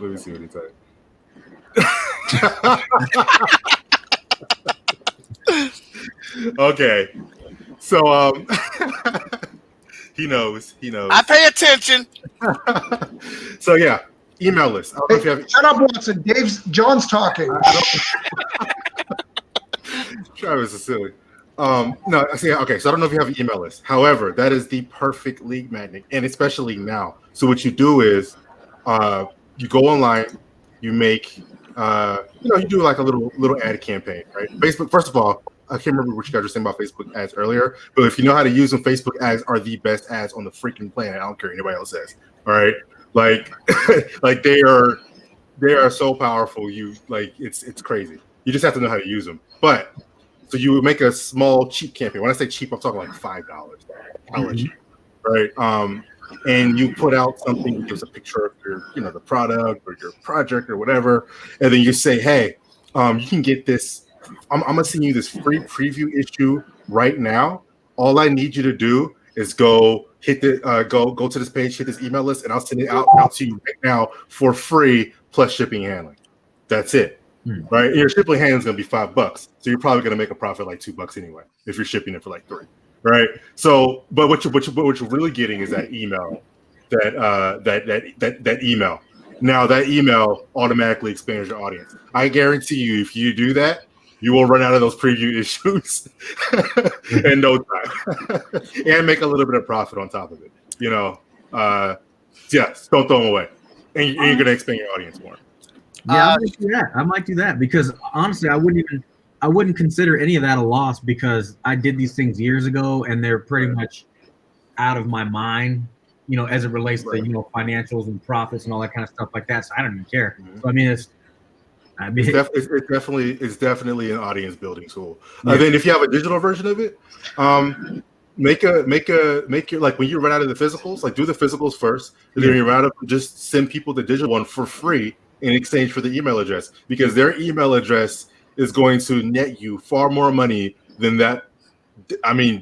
You're not even giving any money away because it's a free digital, you know what I mean? So yeah, you give them, they go sign up for your email list, you get their email, they get a free digital thing, they might dig your thing, and now they're on your email list and you're talking to them regularly, and then now you're cultivating a relationship with this potential customer. Yeah. So yeah, I would, that's what I would do. Yeah, all right. I won't burn them then. I won't burn them. Don't burn them. No, I won't. I'm gonna consider that, man. I'll probably do something like that. Shout out to Katrina Rowitz. Sorry if I pronounced your name wrong and I missed your comments. I apologize. She was saying hello to Tristan. She was saying hello to John. And then she was like, they haven't mentioned me at all. I apologize. So shout out to Katrina. That's my fault, Katrina. I get so excited about John that nothing else matters. Really. When you have an email list, do you send emails out to it? Like I just have the list and I just hoard them like they're Pokemon. Like just send out emails. I hope you email them at least every once in a while. No, that's a secret to Kickstarter. Like it really is. Like I've got to be honest. Like that secret, the people who you see are succeeding and doing well every time they launch with more and more. It's they have an email list and they've not only had an email list, they maintain that email list and build relationships with their fans. Period. Yeah. An email list is it's like so 20% of the people are going to open your emails on average, and that's normal. You don't be scared. You have an email list and you're like literally like 15-20% of people are open. That's normal. Like there's no way everybody's always going to open your emails every time you send one. There's all kinds of things that happen to it, but you now have a repository of people that are on your email list, and you can combine that with Facebook, right? Because you can take your email list, legit plug it into Facebook with the Facebook Pixel. There's another tool called the Facebook Pixel, and then retarget the people that are on your email list that didn't open your emails and hit them with the same thing that you just sent to your email list. So it's just like making sure that they see it regardless, there's all kinds of ways to because most people most people who bought your stuff before want to rebuy it again, but they forget. Like they forget that it's out there. They don't know what's going on with it, and it's not bad that they forgot, because legit, I forgot when the freaking Spider-Man game came out back in a couple of years ago, and when it came out, I was like, "Holy shit! Like Spider-Man's already here! Like what?" Yeah. And so, so if you can forget something as big as Spider-Man, like legit, it's normal for people to forget your project, unless you're constantly doing something to remind them, And sometimes just like a little soft touch with the email is a reminder. So let's say you got your email list, and once you get ready to release a new issue, or let's say you're coming around that time of the year where you got your Kickstarter or whatever, a crowdfunding campaign going, I mean, you're obviously going to be sending emails then, but like, what about the in-between emails? Is there any kind of particular content that you want to make sure you're sending to your, I guess, your email, your clientele, whatever you want to call it? Right. What do you send? Just like, I don't know, character design, or just like updates, or oh, check out this drawing, or like what kind of stuff do you send when you're not like just promote Kickstarters and the new issues coming out and stuff like that. So you want to this is something I've been it's an always growing, it's a constant battle. I've learned to treat my email list as if it were like a blog on my website, but not for everything though. I mean, you don't freaking just randomly blog to them about nothing, something related to your project. But as if you were about to write a blog about your product, that's how you should respond to the email list. So like, for example, I'm writing an email right now out to my email list about imposter syndrome, because I was feeling some kind of way. I got to review my book it wasn't even that bad. It was like mildly bad, and of course my world blows up like, oh my god. But it was like mildly, kind of like, oh, this could have had work, and I'm like, oh, I'm horrible, right? And then like right after, I got like 2 other reviews that were super positive, and then like the most positive review, Facebook little review thing, 5-star thing that I ever seen in my life. I was like, oh my god, that was crazy. So like that kind of hit me, like it was like a 1-2, like somebody hit me down and then some other people picked me back up kind of thing. And that's how it is when you have your book. I'm sure you've all felt at different points in time certain kind of ways about your issue 1 or whatever that has clearly never changed, but you probably, I don't know, maybe it's just me. I've gone from thinking, man, this is trash, to man, that's just pretty good. Nah, it's trash. Like I go back and forth all the time. Like anyway, I was writing because that was like going back and forth in my head. I was writing an email out that I will blast out to the email list. That's kind of just a casual, hey, this is going through my head. Because when people see a connection with you as a person versus like just a big company, they connect to the person more, and then you create like a rapport with them, right? So once you create that rapport, then it helps people kind of feel more comfortable, and they're like, oh, he's a human like me, like they go through the same stuff that I go through in other parts of my life or whatever. It's just creating a relationship, as opposed to always all your emails always being like, all right, buy my stuff, buy. Then you'll lose listeners that way. I mean, you'll lose listeners anyway, because not everybody there is going to stay. That's fine. Don't be scared if you lose people. Like trust me, if you sent out an email list that's about something heartfelt and then somebody unfollows you on that email list, it's fine, because they didn't want to be your fan to begin with, or your customer to begin with. So you're not really losing anything. They were never gonna buy. So that's that kind of thing. Holidays, I get art of holidays stuff like I did one for Juneteenth. I had my character Naomi from Scorpio. She had on she had the Black Lives Matter fist up and stuff. And I actually did some extra Photoshop work, and I put all the names of the Black Lives lost since 2013. It was like on a smorgasbord, like faded in behind her. It looked like she was like standing next to one of those veteran things. So I had I got like a lot of interaction and then a lot of positive content, and it kind of shows like, I mean, like, I did it because I really felt strongly about it, but at the same time, it does double as a marketing tool for your audience. Like, oh wow, this company cares about this thing, and I care about this thing also. So stuff like that, or even like Mother's Day or Father's Day, maybe say something about it and how your parents have affected your journey, or maybe you're talking about the parents of characters in your books. Whatever, you just got to think about creative different ways to interact with people in between the big pushes for sales. Katrina says, don't email just when you want money. Send them sneak peeks, mention other people's campaigns behind the scenes, look at others' newsletters, and get ideas. But we just also had a new player enter the arena. Here comes a new challenger. Ren McKenzie. Hey, what's up? What's up, man? Ren, who just moved away. Yeah, he did. He's down there in his new home right now. Well, temporary home. But he still found some time for us tonight to join us. Ren McKenzie's done a few different things in there. Hey, Ren, why don't you tell everybody about yourself real quick?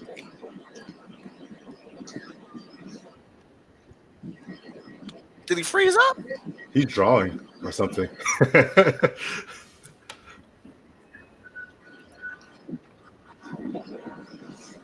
Is he muted? I just unmuted him. I don't know. I see him muted right now. Yeah, he's Yeah. I love his excitement, though. So that's what's important. He was All right, ready. We'll get him when he comes back. I am also excited just as much as he is about this.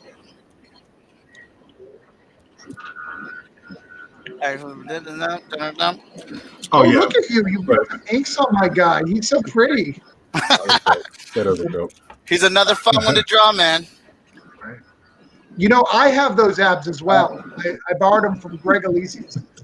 Did you? Those are drawn from him. Like I was like, Luke Stone, you're not getting it right. I just kept sending him pictures of Greg. Word. Can you talk now, Ren?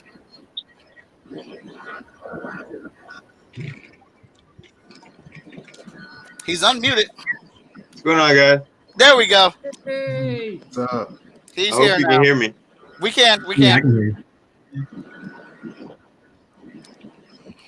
I got 1, 2, 3, 4. Terrible. We got a bit of a way to go here. Hey, Ren, would you tell everybody about you, what you do, and where you at? He disappeared. Did he? Oh.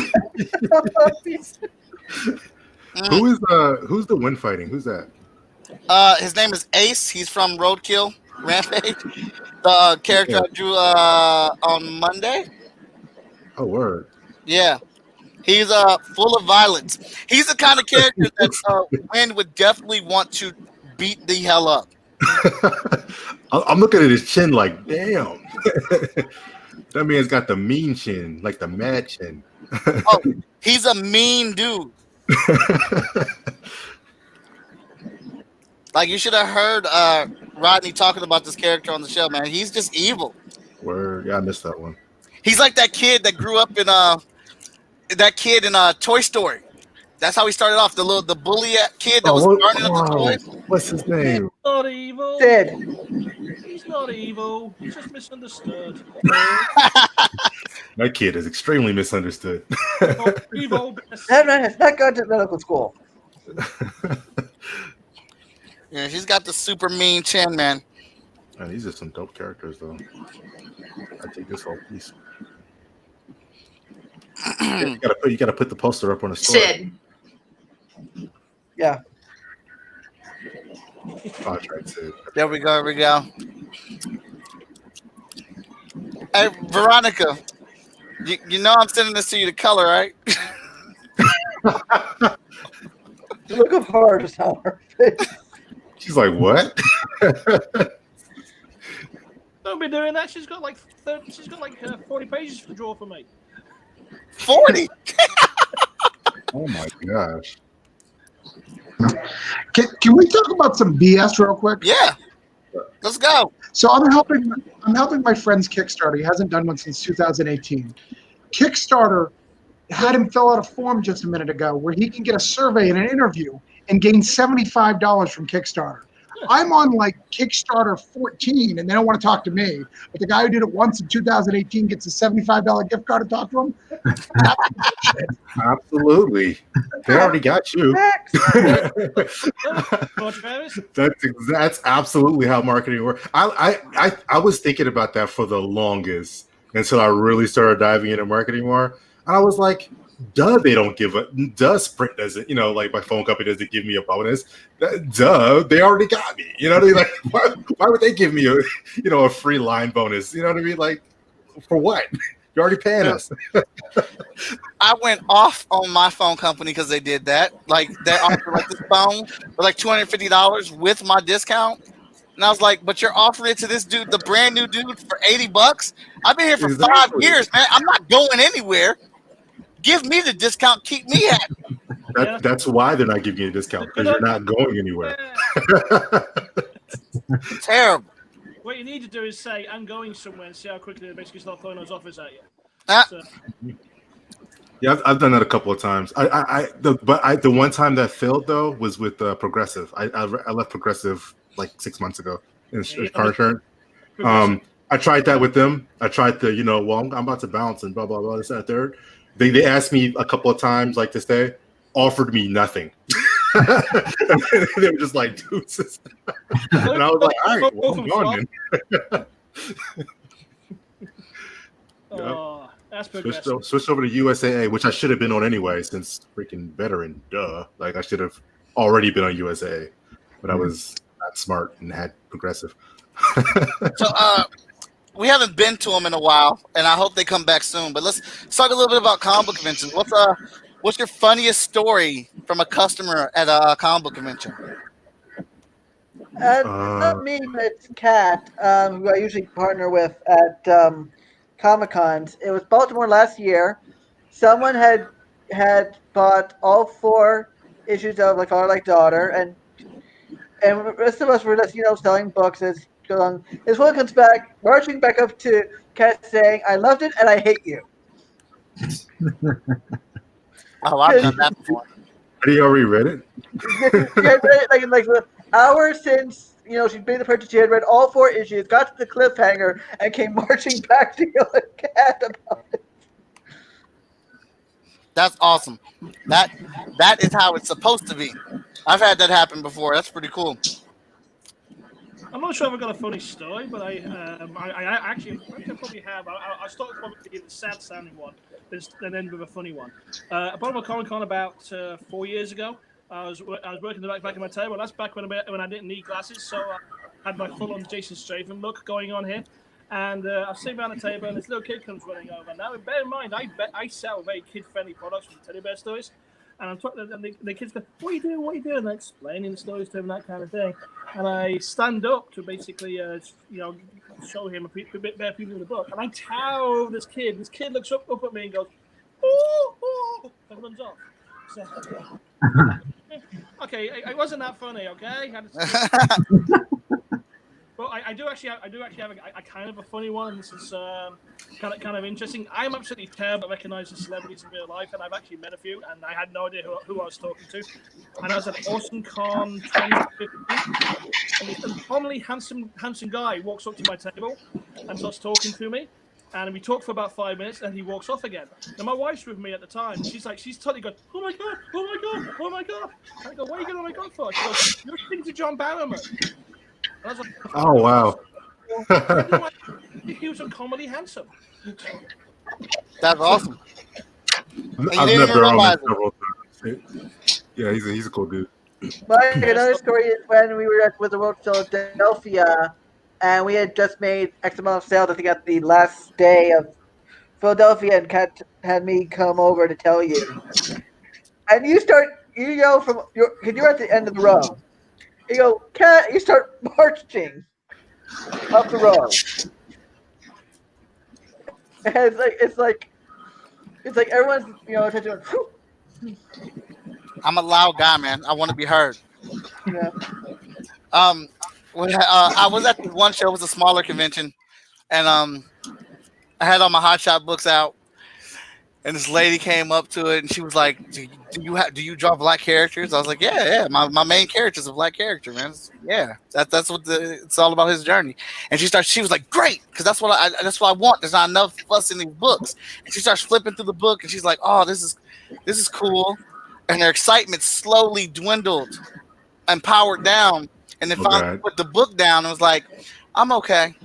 I was like, "Why? Didn't you said you wanted a character, a black lead character? I draw a black lead character. That's in that book or whatnot." She's like, "Yeah, I want like an all black book. I saw in the background you had white people."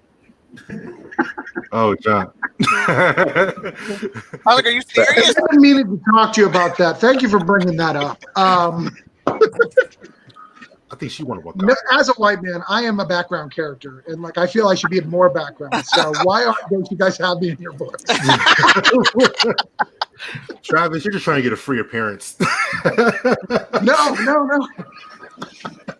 So my story is someone came up to my table once and talked to me for a half hour about how much he loved my work, and I finally had to go. I was like, I'm sorry, my fan base is pretty small, and I've never seen you. I have no idea how you bought my book. He's like, "Comixology, man."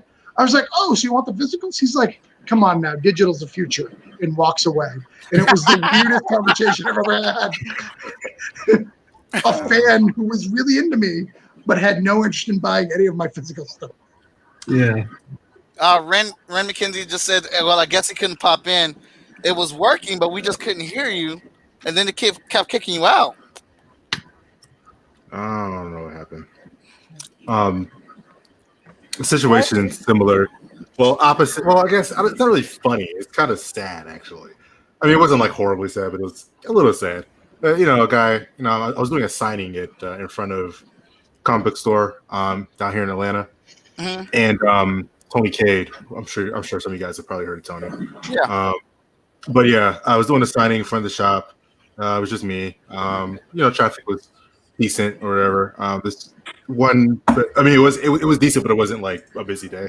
It was pretty much whoever was going into his comic shop at the time would stop by and say what's up, and a couple people will buy books or whatever. But this one guy, he's walking past. He's just he's like leaving because it's in a mall. He's leaving the mall, and he stops and looks at the banner or whatever, and he like strolls over. He's like, "Hey, what's up, man? What's up?"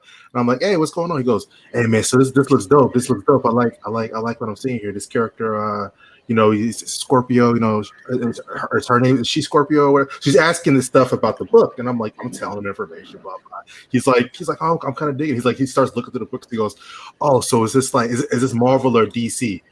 And I was like, "Oh, this is creator owned. This is like all." It's just me, me and the artist, we got together and create the book, And he goes, "Oh, all right." And he puts the book down and just bounces. So I was like, I mean, I know brand is powerful. Like Marvel and DC, let's face it, they got long histories behind them, blah, blah. But man, I was like, wow, it's to the point where you like a book, you like the way it looks and everything. But then if Marvel and DC is not attached to it, you walk away. Like that was really, really strange. Don't get me wrong, that doesn't happen all the time. But I've had so many people say to me and Kat, "Oh, I don't read comics," and we're like each other. They leave like, "Why are you mad Yeah, famous on me as they walk by you. Yeah, I've had that a few times. I don't read. What you doing in there? That's my favorite line is when someone says they don't read comics. What I do is I yell loudly at them. I'm like, "You're at a Comic-Con. Are you hostage? Are you okay? I want you to know you're here. Wow. I'm worried about you." Why? No, but I understand people at cons. There's some people go to cons for different things. I know Dragon Con, you've got people who go there and legit, they're the same people playing freaking what's that werewolf game? Where they're you're in this circle and they play. I can't remember the name. I think it might be called. I'm telling you what it is. It's like a game where people sit in a circle and they've got to figure out who's their werewolf and who's the liar. Are you a werewolf? Are you a werewolf? That's what it's called. Yes. Okay, got you. Yeah, this is really cool. Hang out with me. I know things. Don't judge me. Don't judge me. Shout out to Haley. She's heading out. She's been here since the beginning. Thanks for hanging out with us, Haley. She's got to get up early for work. But we just had another contender enter our arena. Oh man! Here comes a new challenger. Danny Cooper, editor-in-chief of Freestyle Comics. How you doing? What's up? What have I missed so far? We're telling our funny stories, or our convention stories. Yeah. Nice. Those are always good stories. I've got some really good convention stories. One called the Finger Eater, and that's probably the best one, other than this guy that was talking to his dad in heaven. That was a little weird too. But the Finger Eater, hands down, the best convention story ever. All right, well, now you have to tell it. And Veronica said hello. Hey, Veronica, what's up? How's it going? All right, so the story that I so lovingly call the Finger Eater story.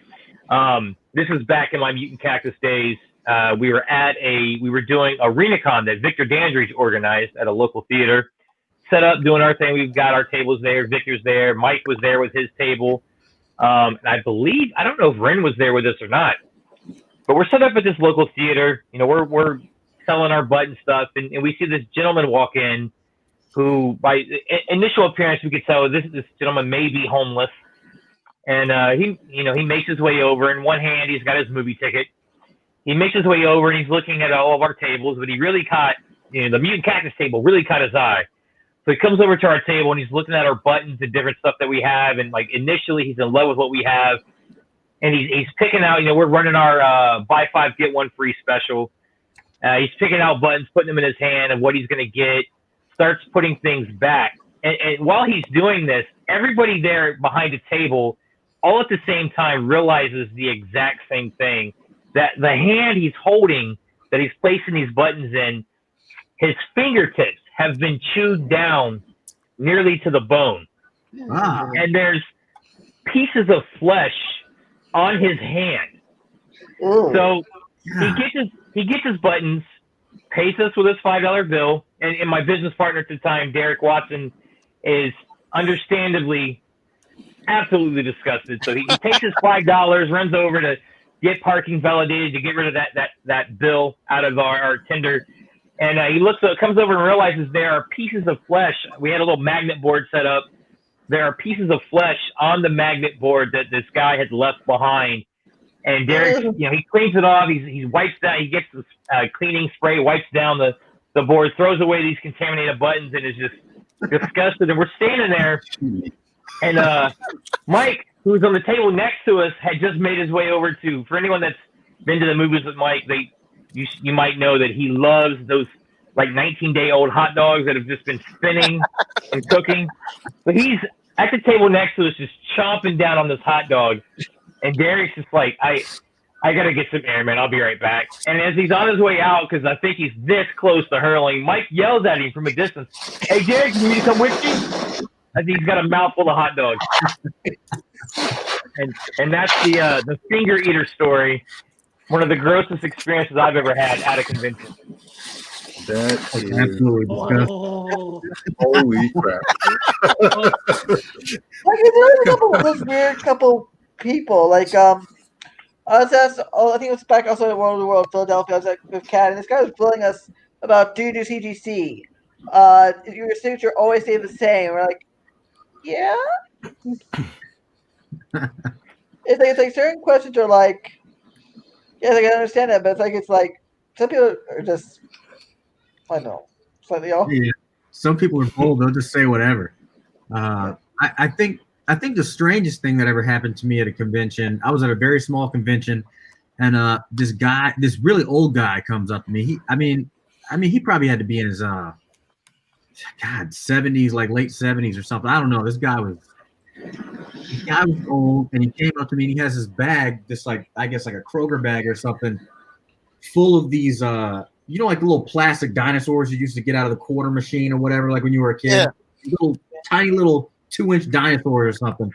And he had a bag full of them. And so I got my portfolio and some comics and stuff laid out. So he takes his bag and dumps out all these rubber dinosaurs all over my table. I'm like, all right, what is this? And then he was like, look, I'm looking for an artist who can design an airplane for me. And then I automatically I knew he was out of his mind. And he says, we've got all these conventional airplane stuff that you see and everything, but I'm thinking the future is airplanes that are shaped more like dinosaurs. I want an airplane design that's shaped like a pterodactyl. And he just has all. Now I've got all these little plastic dinosaurs all over my portfolio and everything. And I'm thinking to myself, I was like, sir, you need somebody. You need an engineer. All right, you need an engineer. You need somebody who knows about like aerospace dynamics. And even on top of that, I mean, this idea is silly. Like, I don't know, maybe one day in the future. But why are you at a comic convention looking for an artist who can design you an airplane, man? I can't do that. And then I was trying to be nice about it because, this dude's like old as dirt. So I don't want to disrespect or anything like that. But, he picked up my business card and this dude actually emails me late. Like I worked so hard to get this dude away from my table. And I'm a very talkative, chatty guy. I don't, for the most part, even if somebody wants to stay at my table forever and ever, I'll just let him do it. Whatever. I'm not that type of dude. But I mean, this dude just talked on and on and on about this pterodactyl airplane that he wanted to design. And then finally he left my table. And then I received an email that night and he's got like this laundry list of details about it. I was like, dude, like I'm not doing that. You know, it's just weird to me because some people are just oblivious, man. I don't understand what's going through people's minds sometimes. Like, and I'm cool, you know, I'm fine with everybody's opinions and stuff like that, but just I was like, some people will walk up to you and say something, and I'm like, the nerve of this dude to even say that. You know, like I had another one. This is a much shorter one. Like this one dude just walks straight up to me, he flips through like maybe 1 or 2 pages of my portfolio. And don't get me wrong, I'm not a dude who gets like offended and stuff. I just find it funny that some people got the nerve, you know. He was like, yeah, I just don't like your stuff, man. It's not doing it for me. I don't like it. You know, I'm not feeling it. Wow. He just walked away. Wow. I wasn't even mad. I was just in shock because I was like, man, I wish I had the cashews just walk around like that. Like, imagine that. You know, like just, you know, I don't know, you're at an art gallery or something like that, and this dude is talking about his art or something, and you just walk up to him and be like, I'm not feeling it, man. This is garbage. You know, it's not what this is about. You know, looking girl walks by. You know, you're not attractive. I just don't find you attractive. You know, I don't think you're hot. You know what I'm saying? Is that how you live your life? Is that how you live your life? Like, I wish I could just walk around and be unsolicited advice. Some people are just like, yeah, but. You know, Mike, you bring up a good point there. There should definitely be like a common convention etiquette when you're looking through someone's portfolio. And I've seen this happen at several shows with Mike. There's always someone that comes up to look, and they start flipping through the portfolio, and they stop actually looking at it, and they're kind of vigorously flipping pages, and they're like engaged in conversation about whatever it is they're talking about, just turning pages, not even looking down. Oh, and yeah. It's kind of like, oh, it's so cringy. Just look at. Yeah. You feel like I know that's what you're talking about, man, because that happens to me so much. And it's like, okay, it's cool. I'm glad they're talking to me and everything. You know, you're there. Networking is, you know, that is a fraction of why you're there. You're having fun with people and everything like that. But I have noticed that, man. I'll be looking at people and I'm getting kind of tense. I'm tensing up because I'm like, yo, you just missed like 8 dope prints. because you're looking into my big, brown, beautiful eyes. Just look at my artwork. You know what I'm saying? I was like, you know how long that X-Men piece told me, how long that took me to draw? It just skipped right past it. Even someone who likes to go to Artist Alley when he's not bending. It's like, I look at his proposal, I like to engage a conversation. So it's like trying to find that balance. If you can pages of up and conversing because you don't want to make eye contact, but like, yeah. If you're just going, come on, at least. It sucks because those people also walk away because they didn't buy anything because they're like, I didn't see anything I like. But it's like, if you would have looked down, dude, I had you 5 prints ago. Yeah, like the exact thing we're talking about was right there. Full Metal Alchemist, right there, man. And then commission actually that way. You'll have people not a commission that way because someone I had this New York Comic Con 2016, and it was Sunday. I was trying to get it like on his commission list, and I had just missed the cutoff. He said the last guy just wandered off without putting down. He says, Todd looks at me and goes, "Daniel, you want the commission?" I'm like, "Yeah." And then well, you'll my game. You'll see it happen to other people too, man. Like I remember the first Dragon Con I ever went to, I think it might have been 2014 or something like that. And J. Scott Campbell was there, and we knew he was going to be there. My friends and I, we were all excited and everything. And I'd only been to a few conventions by that point, but I kind of understood convention etiquette. And J. Scott Campbell's a nice dude. At least I talked to him. I met him and everything. He seemed, I don't know if it was just a good day or if he's always like that, but my first and only impression of J. Scott Campbell in person is that he's just one hell of a nice dude. Simple as that. Yeah. But there are people like who doing the same thing, who have done what they've done to me, come up to my table, and they would just flip through the portfolio so slow and just talk on and on and on. And I was like, I wonder if J. Scott is just going to erupt in anger. And like, he doesn't seem like that type of dude or whatever. But I was like, now this is a high profile dude. It's one thing you do it like all these like, you know, just random, you know, indie creators or whatever. But J. Scott, I was like, dude, you look at this line, man. I was like, I wanted to say something because I'm like, yo, you need to get on with this, man, because I want to buy a print. And I'm actually here with money in hand. Like, I came to the convention with money. I was like, I'm gonna withdraw money so that I can go to the convention and just buy all kinds of stuff from artists that I admire and everything like that. But, you know, I'm gonna need y'all to hurry up. You know what I'm saying? Because it's just, I had a dude at my table one time. I don't know if it was a girlfriend or sister or something, but I'm assuming it was a sister. It was this guy, maybe like 14 years old or something like that, young high schooler. And he came to my table, and I'm not a mean dude or anything like that, but it's just, the dude was just taking absolutely forever. I mean, he might have been at my table for like 40 minutes looking through prints. And I don't have that many prints. I don't have that much fan art. So he was just kind of flipping back and forth through what at the time might have been like 11, 12 prints.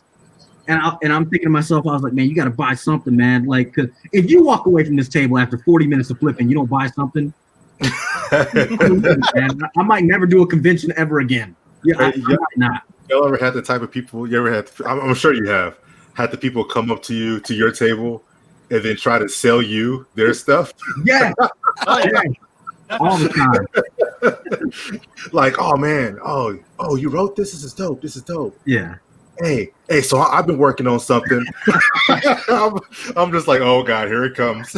Yeah, man. And they'll hit you with that slick speech and everything. They already got it worked out, but I've had that too. And you know, I got a book over here somewhere.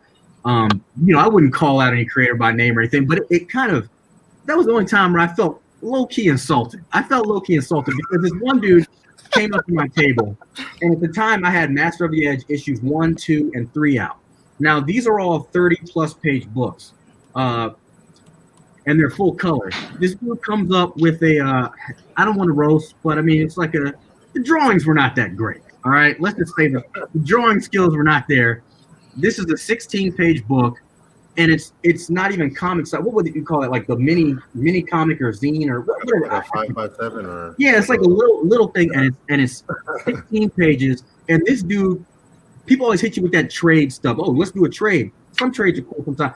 Did you know this dude wanted to trade me all 3 issues of Master of the Edge for a poorly drawn 16-page black and white book? I was like, look, man, I'm not Joe Mad.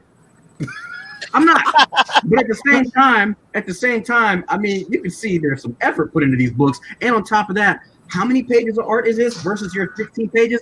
Come on, I didn't say anything like, you know, I didn't get out of pocket or anything like that. But I was just thinking to myself, I was like, again, the nerve of these people, like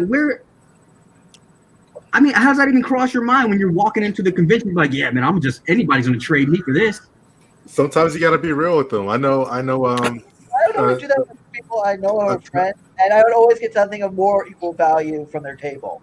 Yeah, like let's equal out the value at least or something. Right. Yeah, and most of the people that we do trades with, like the conventions I go to. The Sunday, I bought a couple of things off him, and he paid for a copy of the book. And when I in Baltimore, I was in front of Sean Izaki, IBAX, and in Baltimore, I commissioned him a piece of Liberty, and he asked me if he wanted a copy of issues 1 and 2.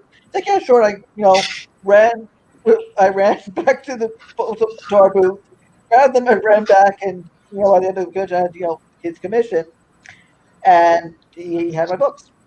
But it wasn't a fair equal trade, or fair or more trade.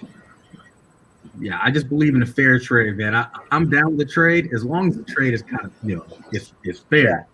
But that's like I'm gonna go walk up to, I don't know. I'm gonna go to Jim Lee's table one day, and I'm gonna do a 3-second sketch. I'm like, yo, Jim, let me talk to you real quick. Hey, man, I got this sketch that I did 5 seconds ago. I just did it while I was standing in line waiting to see you. How about you trade me every print you have up here? Actually, give me an original, you know what I'm saying? And I'll give you this little 3-second sketch I just did. No. I don't understand these people, man. That's not how that works. Yeah. That's not how that works at all. I mean, most people that like I was saying earlier, most people I trade with at cons are people that usually I know them in some way, or at least somewhat know them, and we're usually trading like a single issue for a single issue kind of thing. But even in those cases, if you have like goals to hit, like profit margins you're trying to hit that day, sometimes you gotta be real. I will tell you, my boy, I'll call him out. It's my boy, Marcus Williams. Marcus straight up to everybody at the convention, he was like, people were going to say, hey, let's trade. We're doing trades over here, and Marcus was the only one off to the side, like, nah, bro, $10. He was like, I appreciate you all, but hey, it's about the money. It's about the money. Yeah, You were like that, he and Greg seem pretty business oriented at the table and everything like that. Yeah, those are the homies, man. They're super cool. Yeah. What happened, Mike? Story's funny, man. It's funny. Oh man. Yeah, it's always some interesting characters, both guests and vendors, you can see at a convention. Yep. We actually had an interesting guy across from us at Baltimore, but that's another story. Yeah. Oh, I gotta tell you all about the time me and Greg thought he was gonna have to jump on somebody. He got wind of the conversation late. So Greg was tabling next to me. Greg Alisi. So he's tabling next to me, and this guy comes in. He's like an older dude, like a little motor scooter thing. And he seems cool. He's like, look at our book. He's like, oh, this is great. You guys are doing this, that, and third. Then he starts talking about Star Trek. He starts talking about Star Trek. Like he just randomly brings up Star Trek because I can tell he's a fan. He's got a Star Trek, like the blue team shirt on or whatever from the original series. So he just comes out and starts talking about Star Trek, and I'm like, oh yeah, cool. So I'm like trying to be nice, and like, yeah, he's like, so you're a Star Trek fan, and I'm like, oh yeah, I watched. I mean, not a little bit because I'm not as big. I watched the first few episodes of Discovery, and man, he was like, oh, Discovery. Was he? Oh, the thing about that show, he's like, I would watch it, but those people support the guy who kneeled. And I was like, oh God. Hold up. Wait. Those people support the guy who kneeled? That's what he said. What he said. The whole production crew of Discovery. Well, because I guess the crew, I guess they made a statement supporting Kaepernick at the time. So I guess he was like he wasn't down for it. He didn't want it. So I was like, wow. So he's like getting a conversation. He's like trying to edge on this conversation about how he's a veteran, blah blah. And I'm like, I'm a veteran too, but you don't know that. So he's just like go. I mean, granted, he's a much older veteran, probably in for longer, but still, the fact remains he was trying to make the statement of I'm a veteran, so I understand why that was wrong. And I'm like, I'm a veteran too, and I don't understand why you think that was wrong. So anyway, so he's in this conversation, and it gets really obviously. He doesn't even realize that he's saying racist things. And Greg catches wind of it, and you see him kind of perk up. And he kind of turns his head and like tilts it at me. He's kind of like, hey, bro, you need to tag me in? Like, I was like, nah, it's cool. But it was just so funny because the guy, like, he doesn't, I mean, he was, I mean, as a casual, whatever, he was nice, I guess. I mean, like, he definitely had some unwitting racist whatever. But you know what I mean? He didn't even realize that he was how bad the stuff he was saying was. Like, even threw in I have a granddaughter that's black thing, and I was like, oh God. Really? But it was just funny. Like, Greg will probably give you a better account of the story from his perspective. But I just thought it was so funny when he caught wind of what was going on in the conversation. He was kind of like, "Oh, snap! I gotta." Yeah. I was at a show. I had this guy next to me, and you guys might have seen him at the show. He does the spray paint art on the canvas. It's kind of like outline shapes, and he fills them in, and they're solid colors or whatnot. It's a nice little hustle he has going, and he sells each one their original. And him and I, we were both like we were doing our pitches, we were selling, we were always up on our feet, we were moving, and then we got to the point where it was like, hey man, can you cover my table while I'm gone? Like, yeah, I got you, man. And then same thing, vice versa. And we were learning each other's talk offs. He had this one piece for like $175 that he was trying to get rid of, and he had this dude kept coming by to watch it, to look at it because he wanted it. And on the Sunday, on the last day, he dropped the price, and that dude came by. I was like, yeah, man, you know he dropped the price on that. And he was gone. He was like, did he? I was like, yeah, man, he dropped the price. It's like $150 now. He's like, oh, really? It's like, yeah, man. And that's the only one. You know he didn't do another one of these, and he's going to retire it. So he was up there pacing back and forth, and then dude came back. I was like, oh, yeah, hey, man. And I walked away from his table. He's like, thanks for watching or whatnot. He wasn't paying attention to the dude. He just kept on going to sell because this dude kept coming back and not buying anything. And so I looked over and I was like, so you say you ain't trying to buy that, man? I mean, you staring at it here for like the last 15 minutes. I'm just saying, I've been watching you stare at it while I've been selling my own stuff. I think you want it. He's like, I do want it, man, but responsibilities. I was like, is your bills paid? He's like, yeah. Is the rent paid? Yeah. Are you at Comic-Con? Yeah. So what you waiting for? Exactly. So dude started to come over and walk back over, but he saw me talking to him, and he gave me the signal. He threw up the hands like, you got it.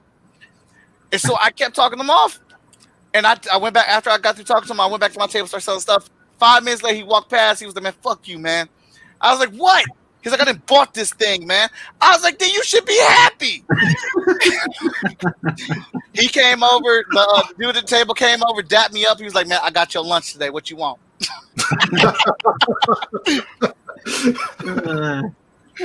Oh man, convention times, man. I miss him. I miss him so much. It's so fun, but you have to be so on the ball, and after a while, because I'm an introvert, unfortunately. So it's like after a while, I'm like, I should tell Kat, after going to do Kat, I'm like, Kat, I need to walk for like 5 minutes around the con because I'm losing my energy. Yeah. Oh. Yeah, I mean, I feel like. Then you got to eat. People walk up to your table and I'm trying to eat my noodles. Oh. Yeah, I usually want to lunch run because I know Kat is usually on the ball of everything. So I usually end up doing mine and her lunch run. Right. Yeah, I don't eat. Danny can attest to being at the table. The best day of the show is when you don't eat at all, and it's the end of the day, and you go out and you get the biggest meal. I absolutely love it. Like that's what I fight for every day, to be able to go out that night and get a big meal because I've done so well at the show. Right. Yeah. After Simpson, we all went to this Jamaican joint called in Atlanta called what is it? It's like Lit Fire or something like that. Like that's the name of the restaurant. And everybody got oxtails, dog. Like we was going in.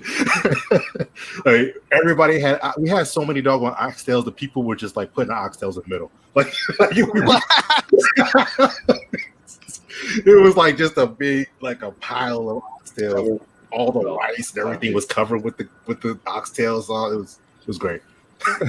those are those times.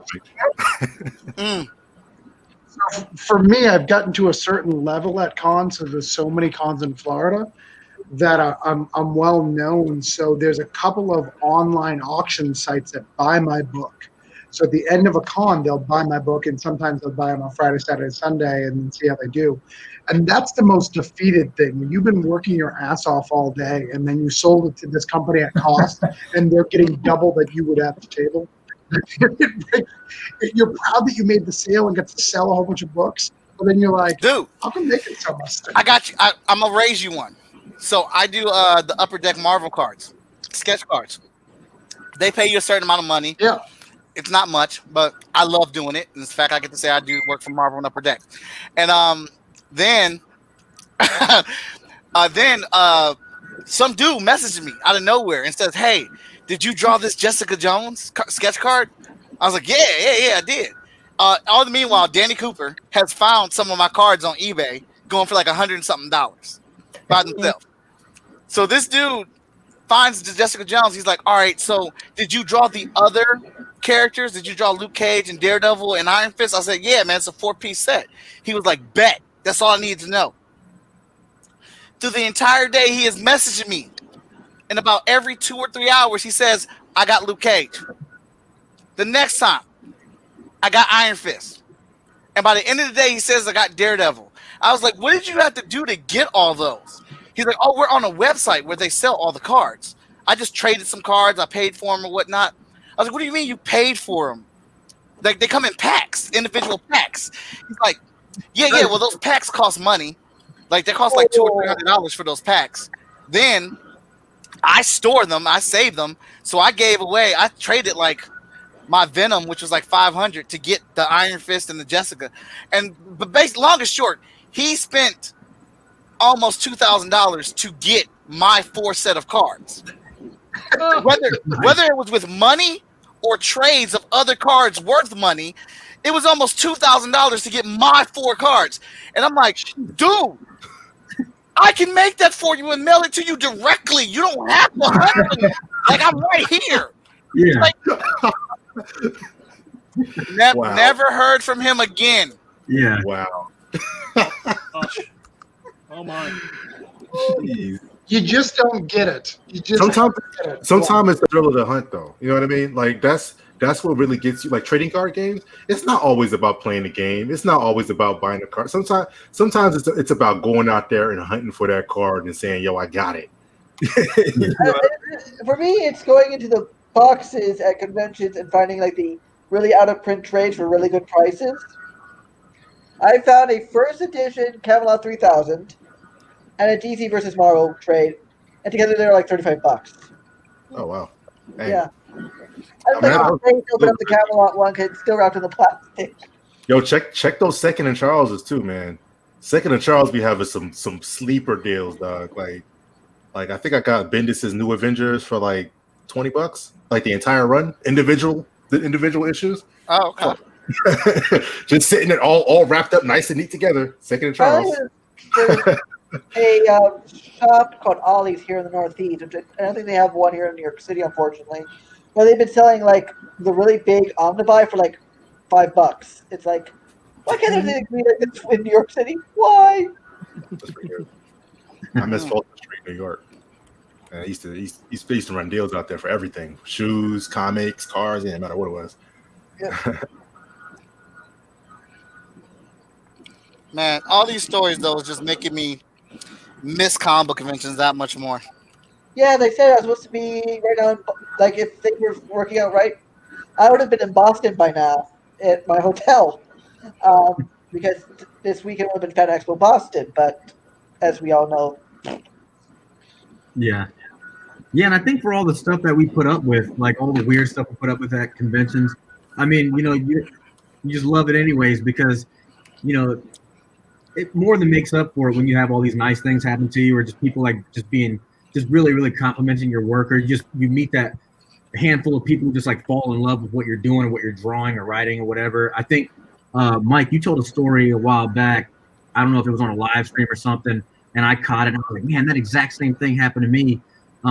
There's this girl who came up to my table and bought issue 1. I think it was, she bought issue 1, and, she came back maybe like 15 minutes later or something. She was like, yeah, I'm gonna need that issue 2. I'm gonna need that. And then at the next convention, because I did the same convention the next time, and she came up and, with money in her hand, she was like, I hope you got that issue 3 because I'm gonna need that. Like, I don't know, man. We indie creators, like, we appreciate stuff like that because, like, I think we mentioned this before. It's like some people, if it doesn't have the Marvel or DC logo on it, that's not even on their radar, So to have somebody come up to my table, read issue 1 and then come back 15 minutes later, I was like, I got cash in hand. I'm gonna need that second issue. That's, stuff like that. I think it's great. We've had vacation in Artist Alley too. Yeah. Go ahead, Dan. I'll say it's great. We've had that happen, at almost every convention that we're at. If it's, so typically it happens if it's, we do that show every year, or it's really cool when it's a show that we've never done before, but someone comes up to the table and they're like, oh, do you have the new issue? And sometimes you'll get that, like, some people don't remember which books they have, having so many titles at FSK. It's really cool is when they'll like swing their book back around and pull out the copies they have. Oh yeah. To like, oh, I need these copies. And what's even better is when they pull out a version of the book that's like 11, 12 years old. That's not even like the current format we're selling now. It's like, you've been a fan for a while. That's awesome. Yeah. Yeah, we had somebody walk original Hot Shot 2 and 3 from our first print run ever in a briefcase to our table. Backed up, sealed, all this stuff. He's like, yeah, man, I've had these for a while. I came to get the new sets. I was like, dude, I haven't seen these books in years because I'm the type of creator, like I'll sell my book like before I keep it for myself. Like if somebody wants the book and like they're a fan, like I'll give them the book. I want to see. Mike will sell your book if you let him take it with him to a convention. Because I'm convinced my original copy of Hot Shot, there was a very limited run of Hot Shot in color. I had the black and white and the color copy, and all I'll say is I only have the black and white copy now. My color copy disappeared because somebody was hustling at the convention. I don't know what you're talking about.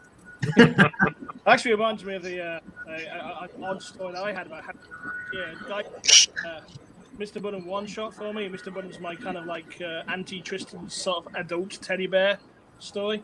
And I ordered a book and I signed the comic book up and I basically put it in the bag, put it in the take the seal into cardboard surround, mail it to this guy down in Virginia. Then 2 days later, I get a phone call and it's like, and I don't recognize the number, but I pick it up because I'm expecting a phone call from Virginia, and I thought this was it. And this guy who bought the book gives me a call and says, thank you for sending me that book, but you signed the cover of it. And I went, yeah, I kind of signed the cover of all my books. And he goes, well, I want to grade it. And can you send me an unsigned copy? And I go, you want to grade my book? And it's like, you realize it's an independent book that's probably sold less than 100 copies. So yeah, I totally want to grade it, man. So can you send me another copy that's ungraded? So I went, okay, I'll go to the website, buy another copy that's ungraded, and I won't sign it. So it's like the weirdest thing ever. It's like, you want to go to Comic-Con, go to those graded tables and do this comic book that nobody knows, and say, can you grade this book for me? And it's like, okay. I said, I want to case it and everything. Like, cool.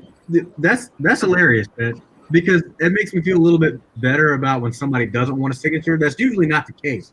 People come to the convention, they come to your table, they want that signature on there. It's more personal and everything, but maybe if somebody doesn't want the signature and they didn't explain to you why not at the table, maybe they want to do some, get it graded stuff. Maybe they want like just the original copy untouched. I don't know. But there was one time where somebody came to my table, and at that time I only had issues 1 and 2 of my book out.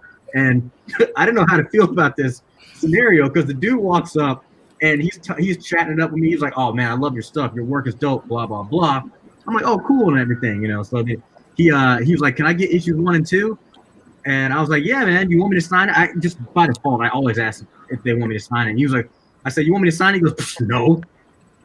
I was like, all right. I don't know why you said that or why you said it like that, but I guess if you're buying it, you don't hate on me. It just seems so weird that he was just like, nah. Right. Yeah, I'm not signing. I said, I mean, it's like, I always ask if they want a signature, and then I'll have people come up and ask me. I have people come and ask like, hey, do you want me to sign it after they bought it? It's like, does it cost money? No, I'm just offering to sign it. Or it's like, I had one person say like, why wouldn't I want you to sign it, man? Why ask? Because I've had people tell me that they didn't want my signature on it. Yeah, it's true. It happens. Now, Mike, I know you had a few copies of issue 1 of Hot Shot graded, and I don't remember. Did you guys sign that? Because I know that they have a very specific, like they have to be present. I think when the book is signed before they'll grade it. Yep. Yeah, we signed it. What was your experience like when you had? It wasn't hard or anything or annoying. We just had to go find the person. We had to show them our IDs. Vic and I got issue 1 of 2 copies of Hot Shot #1 signed, and we had to show them our IDs. They had to watch us sign it. Then we gave them the books. We paid for it, and then they shipped it to us about 3 months later.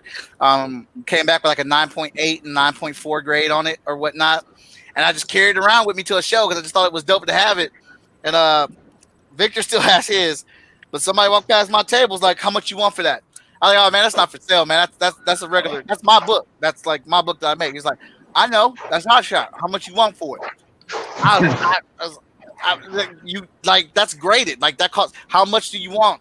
$100. Bet. Here we go. All right, sold. There goes my memories. Bye bye. I do have the first issue of American Dreams in the PGX case, 9.8. No one's been yet, but I have it, I think, around for presentation. Thank you, Ryan. I appreciate it. So I'm confused by this whole story. I normally get returns day 2, so I'm really confused. They're just coming back and saying, no, I bought Scorpio from John, so I can't. I don't want this anymore. Like, so it's awkward. That sounds like Kickstarter. No, sometimes you go crazy back on a Kickstarter. You're like, whoa, how many pledges did I put in? Yeah, I get confused. Like, I really do. Even though I've done this a few times now, when someone spends like $250 for me on Kickstarter, I'm just like, but like, do you know me? Like, where do I know you from? Like, I need to know. And they're like, no, man. I've like broke down. I want to be in the issue. I'm like, yeah, but have you read the book? Like I'm trying to get rid of the sale. Like, I don't know how to make it work. That's terrible if you're halfway through a Kickstarter and you get that big pledge and you look at it going, that's a good part of my actual goal here. And you spend the rest of the Kickstarter of like 20 days looking at that number every single day going, they're going to go, they're not going to go, they're not going to go, they're not going to go. And he's like, you freak out all the way up to the end of it. So it's kind of crazy when that happens. Yeah, Kickstarter is a stressful. Yeah. It's a stressful experience. Yeah. Even when you do well, it's stressful.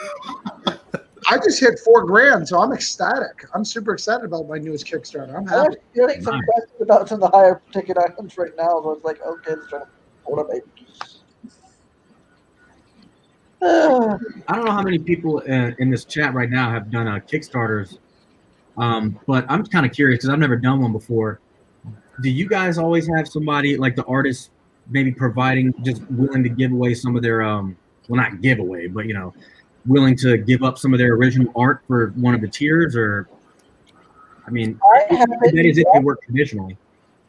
I haven't yet. Dodie for American Dreams does draw physically, but he's in Indonesia, so shipping it will probably cost more than the reward. Oh yeah.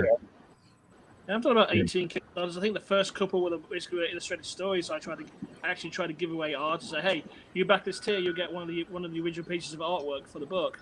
And it didn't really go anywhere, unfortunately.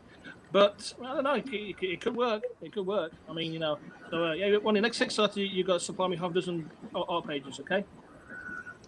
Yeah, I've done it and I haven't done it, but like it depends on the artist. Some artists are really cool and they really want to be part of the process. Some of them are like, I got paid, bro. Like, what's your problem? Like, you do it.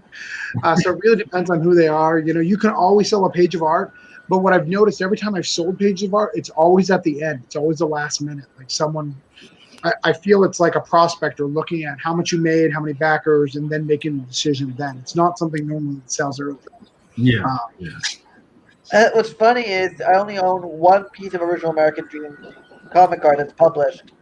And I had to pay Netho Diaz did this great cover for issue 1. And I still had to go through his broker to get it. Oh, really? Yeah. But I have it. It's going to be one of the next pieces. I'm going to get framed because I'm a bit of an original art collector. And so I have a list of 3 or 4 things when I can get to the frame store. I can start getting that stuff framed. And that cover is one of them.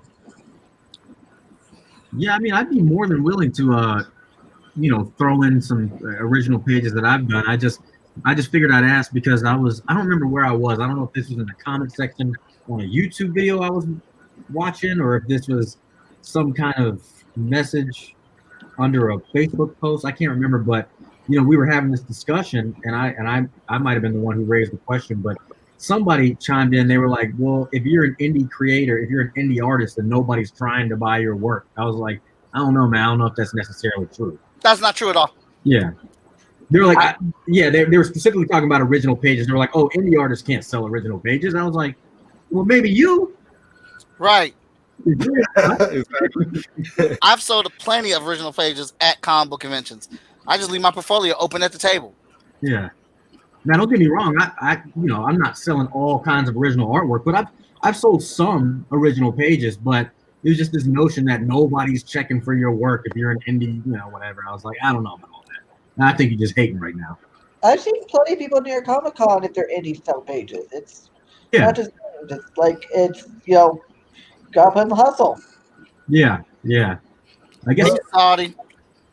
one of the first cons I did, there was a guy that went around and he went to different artists, and he had like a whole like a sketchbook that was just all Green Lanterns, but it was every art. He wanted the indie artist, to draw their own character as a Green Lantern. Yeah. So like that was really interesting. But yeah, like people are interested in like indie stuff still.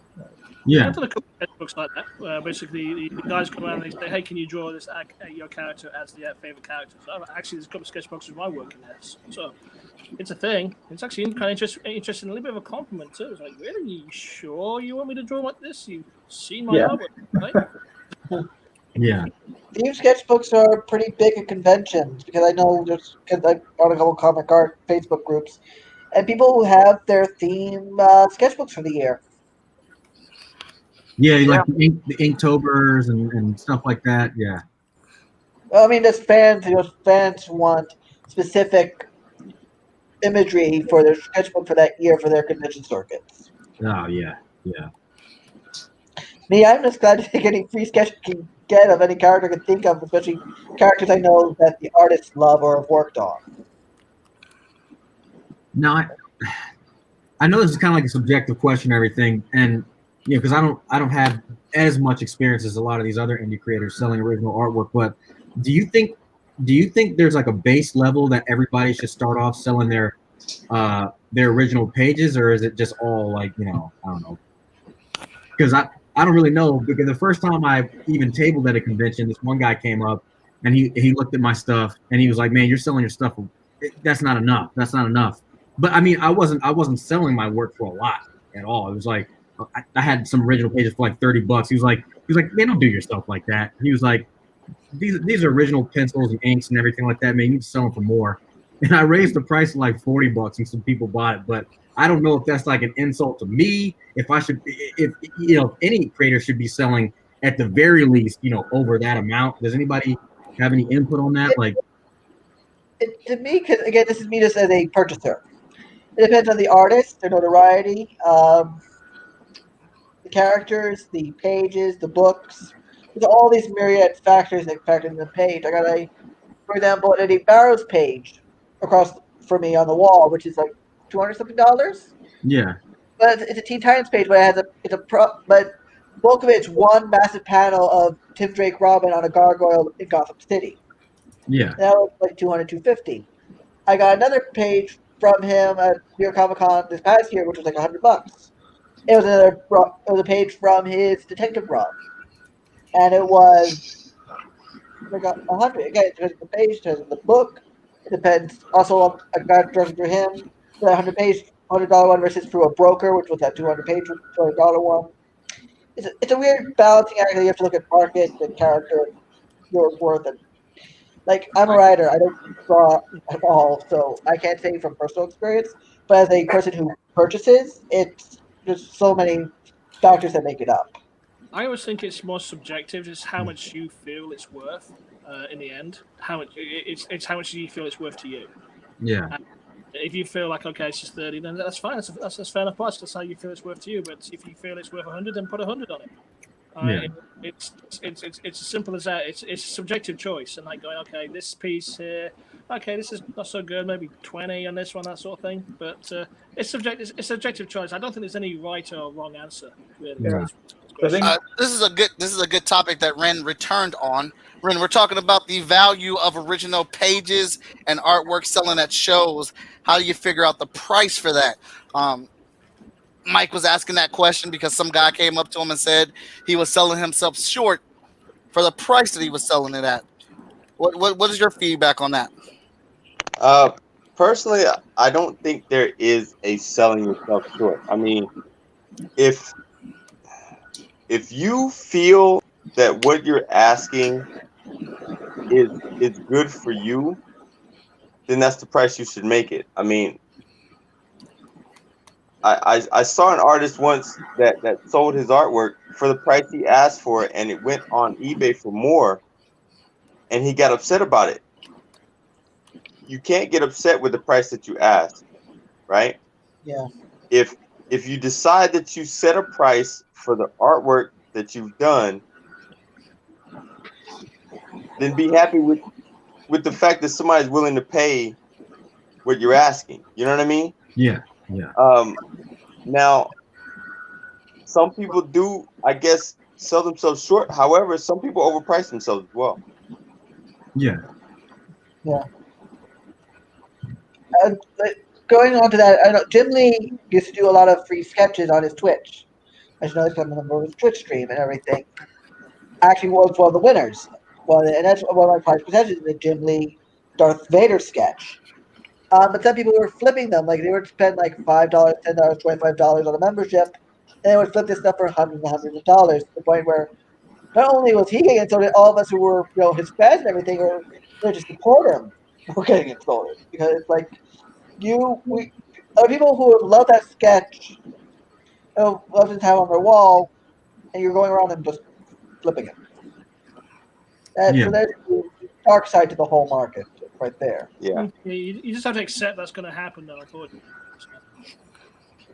Yeah, I kind of look at it like if you're not selling it for the price that you want to sell it for, then you haven't found your audience that wants to pay that yet. Sure. There's always somebody that's going to pay the price that you want for something. And like Ren is saying, like Ren broke down, you got to find a price that you are comfortable with. If you sell it for that price, appreciate that somebody bought it at that price. I kind of think about it as like, what's my name? Like, where am I at in the indie community, or where am I at a convention scene? Like, what do I think my level is? Do I think my name can sell this comic book page for $300? Yeah. Do I have anything to back or support that? I mean, the most I've sold at commission price was $125 at a show. So I know that's the rank. Like, I haven't been able to sell above that. And I've had people sit there and think about it. And after thinking about it or walking away and coming back a couple times, finally buy it, or somebody that'll jump right up on it. But then I realize I'm not selling as many commissions at that price. I might do 2 or 3 at that price. But before COVID hit, I dropped my prices down to $50 to $60 on my commissions. I was doing like 10 or 15 of them at shows now. But I'm comfortable with doing it at that price because more people are getting my work. Yeah. And speaking as someone from who's, always looking for the best prices for people, this is not a cheap hobby. It's not. It is not. So I'm putting down something for the most expensive thing I ever bought recently. I'm using a payment plan for that. But there are people who go way above and beyond what I would even dream of paying. And I'm like, that's a little rich for my blood. And there's always this worry that the market's going to go at the point because everyone's going to be priced out. But J-Man has a great comment that some original art from Marvel or DC are really expensive. The most he's ever seen from an artist from Batman, one of his original art pages was $5,000. And if you're like the top tier artists at Marvel or DC, pages can go for that. Yeah. Yeah, I'm lucky that I have a Jim Lee page, and I was still 3 digits, but still it's like. And then there's some artists who I think are, eventually are great, but they're pricing themselves out of, getting a broader. Yeah. Kind of. On the other hand, is there where it's saying I can make X amount of profits, I don't overbook myself for commissions and whatnot. So again, it's an economic trade-off. Mm-hmm. Got So a Watson, value. Go ahead. I have a second rant about this Kickstarter. Not only did he get that $75, let's continue. I just sent it for approval, and it was approved immediately. Immediately? What the hell? Immediately. Like, it's ready to go if I wanted to go live. He needs some other stuff, so he can't go live, but, can do, the promotion stuff today. Why do they like him more than me? I have made them way more money. Because they, as he said, they got you already. They know you coming back. I get it all the time. I get instant approvals all the time. They must like me more. Or it's just that. Nick said, fuck that. You're hated. Well, yeah, I did. Just hug your little teddy bear. All right. Let the big boys play.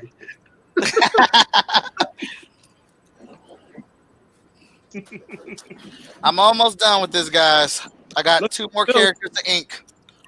Actually, I got a question for you all. You know, I do on occasion take commissions at conventions, very rarely because you know I don't rate myself very high as an artist. But do you guys, when you take commissions, have what I call the don't want to draw, where you basically somebody comes with your commission and they want you to draw it, you don't want to draw it, so you're giving them a ridiculous, like, you know, blown out price. So if they do ask you to draw it, at least you're getting the money for it. Has anybody ever done that? Because I've done that a couple of times, and I've been stung once where basically says, "I'm going to pay that then." I went, "Oh, okay." So anybody? Oh, you think you've been stung? I've been congratulated by the money fairy.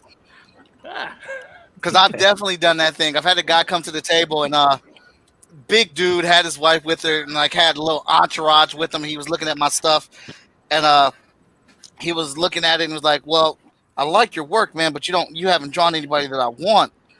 What can you do for me?" I was like, "I can do a commission." And he's like, "What's a commission?" I was like, "Commission's an original piece of artwork that I can draw for you, whatever you want or whatnot.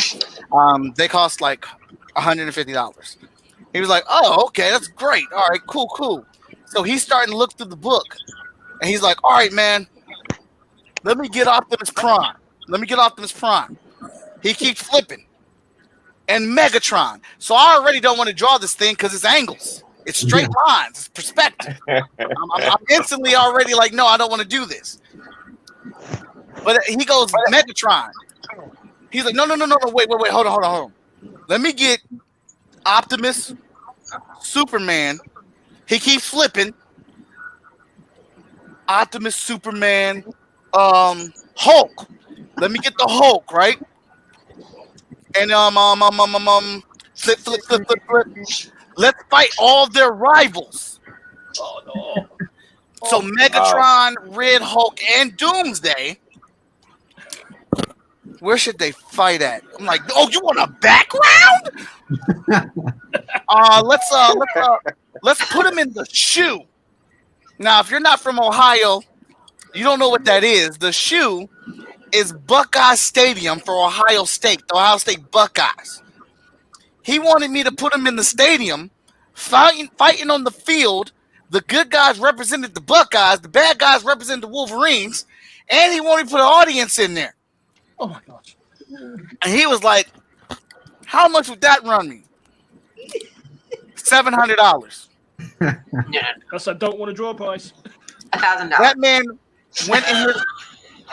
That man went in his credit card, his wallet so fast and pulled out his credit card. And I said, "Oh, all right, sir. It'll be 2 weeks. There's no way I can draw that right now at the show because it is Sunday. I only got 3 hours left. But I'll have it done for you in 2 weeks right away. Chip, chop, swipe."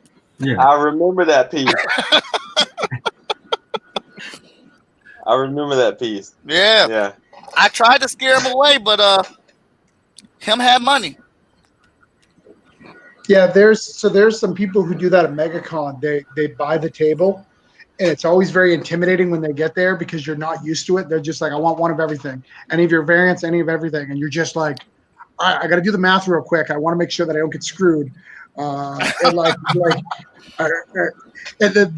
this is the real math, right? Not the math when you make deals. Like how much does it actually cost? Oh, wait. And like then that they're like, person that says, "I don't want a hookup price. I want the price, the regular price." Right. So then you do the price, and then the guy next to you, who's next table he goes to the next table because he sees how much you're making, and every time they find a way to come up with more money on their side than me, even though I have way more books. It's so upsetting. It pisses me off every time. And there's 3 of them that come to every MegaCon. They just buy your table. They're just like, "Let's buy it all." Wow. Man, can't be mad at that, man. I had somebody do that. It was Cleveland Comic Con, one right before coronavirus shut everything down, and they bought everything, and then they left it at the table. They forgot it. So then I went running around looking for them. I finally found them an hour later when they came walking back by, and they didn't even realize they forgot it. They were just wow, because they had me sign everything. So I was I set them out and I was signing them, and something else caught their eye or something, and they walked away before I was able to give them back to them. So Are you serious? Yeah, they left 11 books at the table, and I was like, where did they? Because I felt bad. Then I was like, well, this guy just paid for everything. Like, where are they? But eventually I found them. But yeah, I was shocked. Like, wait a minute, where'd they go? Wow, that's ridiculous, man. Spend all that money and then completely just be oblivious to it. Yeah. I want their problems. Yeah.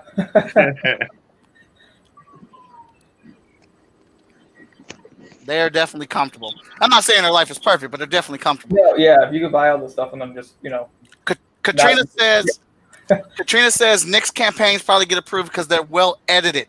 Travis, that's what she has to say. Yeah, I saw her talking shit over there. I did. I saw that.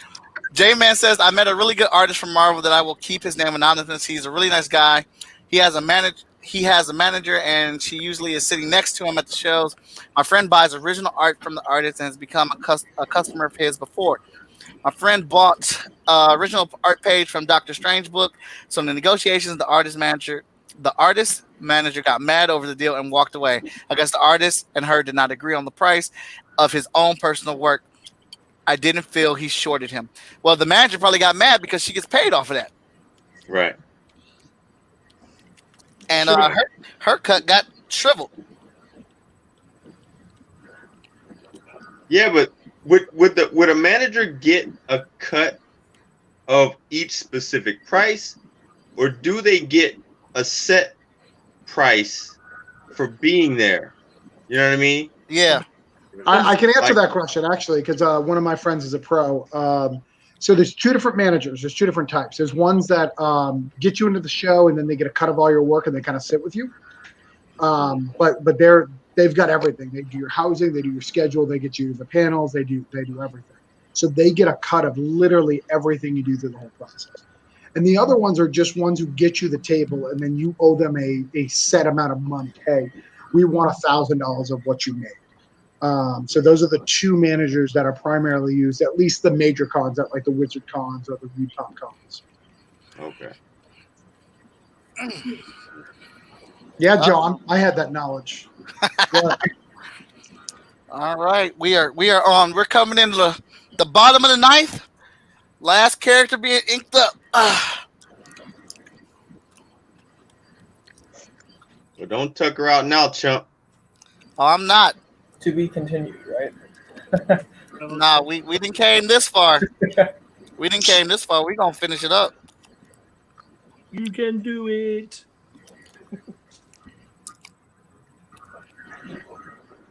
Yeah, but that stuff's crazy at those convention shows because I've seen a bunch of people with their managers in there, and like Travis was saying, it's all in the deal that they make for how much that person's gonna get paid. I know it sucks. I know it would suck if they didn't make any money at the show.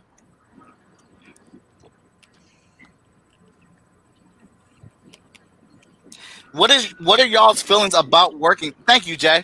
What is y'all's feelings about working at the actual comic book convention? Like, what do you focus on first? Are you super money motivated? Are you promotion motivated? Is your priority just to have a good show? Like when I go to a comic book convention, my priority is make sure that I'm entertaining and I know people are having a good time at my table. I think about the money thirdly. It's like my third option. Because I feel like if I'm having a good time and other people are having a good time, the money's just going to come. But I'm still aware of my own personal dollar goals that I'm trying to achieve. How is that for some of y'all? I just want to have a good time, but also make some cash. At least make back transport at least. Or because I'm at the point where now I can make back all my expenses from travel and hotel, but I like to at least get my travel expenses done. Which if it's a longer range show, which means Amtrak, that's a good could be $100. So I make that as I want to make my table back, so that's another come on. So I make like 300-ish. I'm probably golden-ish, minus cost of hotel and everything, food and whatnot. So you're money motivated. I'm money motivated and personal motivated because I want my book out there. The more people who know what, because it's the idea of the more people who know my stuff, the more people will be more repeat customers or more word of mouth. And But at the end of the day, it's a little more money motivated because that money goes into making more comics. I think at the very beginning when I started doing the shows, I was definitely money motivated because let's be fair, this is not a cheap thing that we do here. But I've gradually, more or less, gone towards basically promotion wise because I actually feel like I get more out of it, and funny enough, the money seems to come along anyway.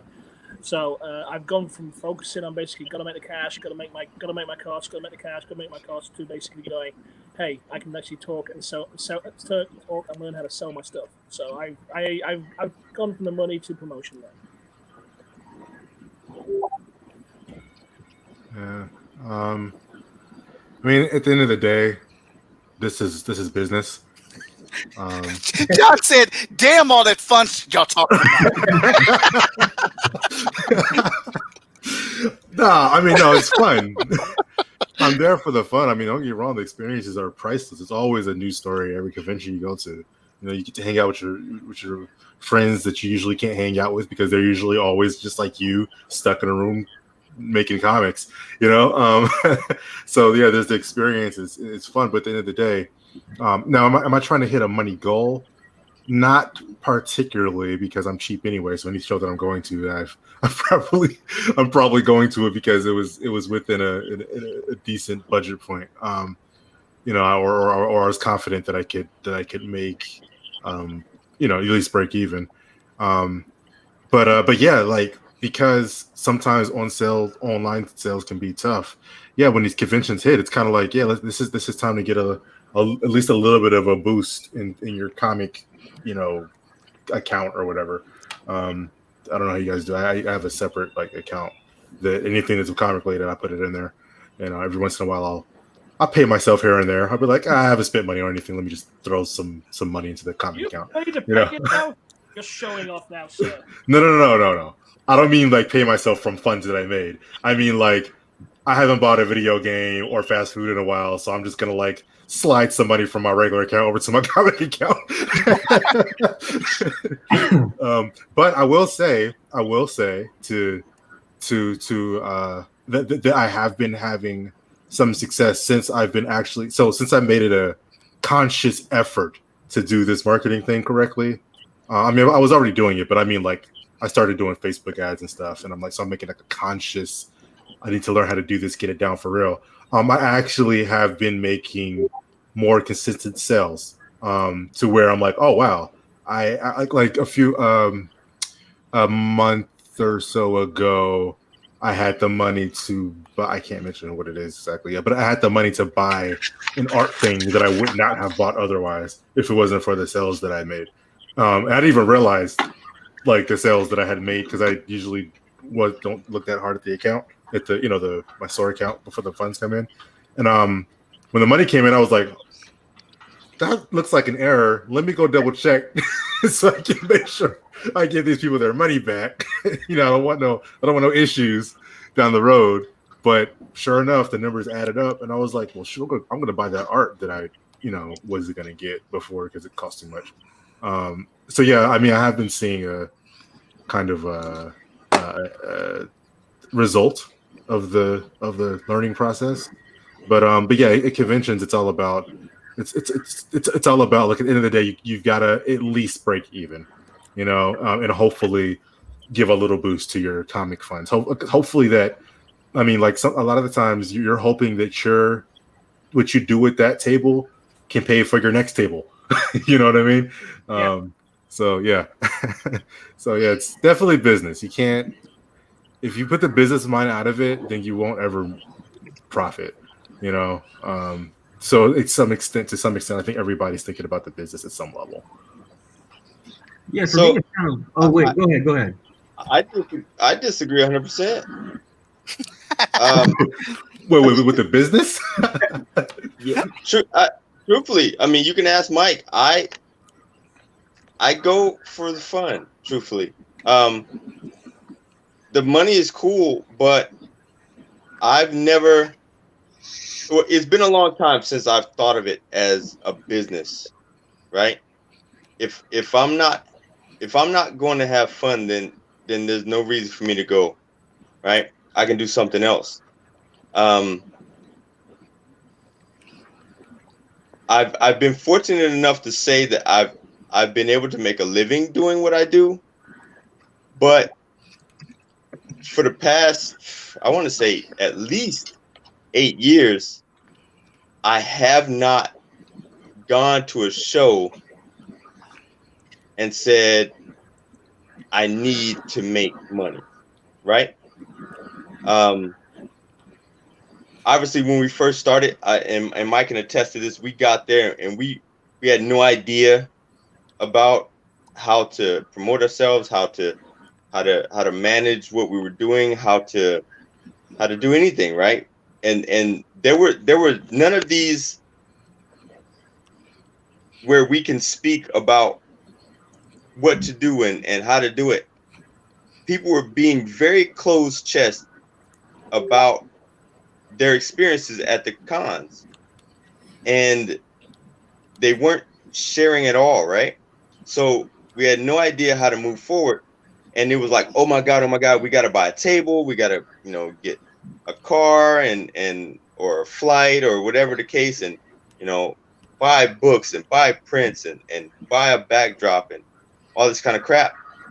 Oh shit, we still got to eat and whatever the case might be. But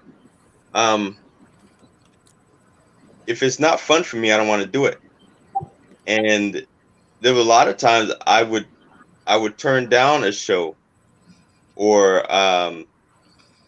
decide I wasn't going to go because I didn't feel like I was going to have fun. And Mike can also attest, I'll go to a show late if I don't like it, and when it became business, when I noticed that it became too much business for me, I had to change my mindset. I don't count my money at the show. I don't see how much I had, on Friday night and on Saturday night and then Sunday night.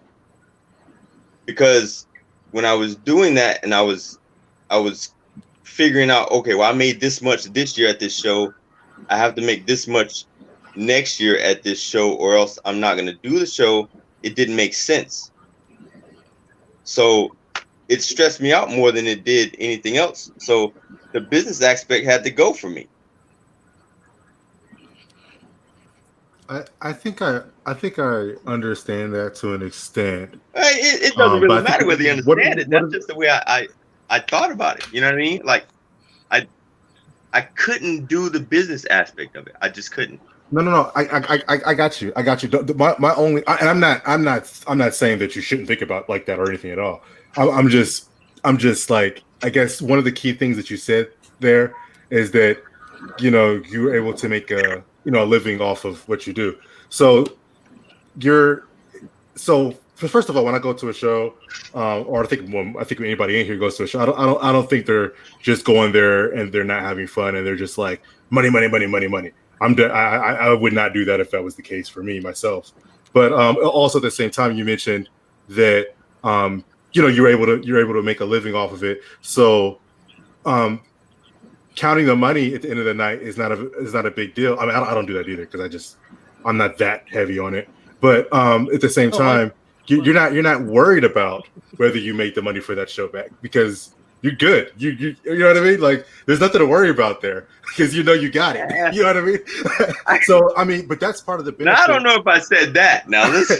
No, you didn't say that. You didn't say that. But I'm saying like you said you're able to make a living off of this. That means that either whether it's from that show or not from that show specifically. Say you go to the show, you don't make any money at the show at all. You're still good because you're still making money from the craft itself. You see what I'm saying? Whereas I might be out $300 if I go pay $300 for a table at whatever con and don't sell a book. And then I'm like, oh man, I'm out $300 and I don't know how to recoup that.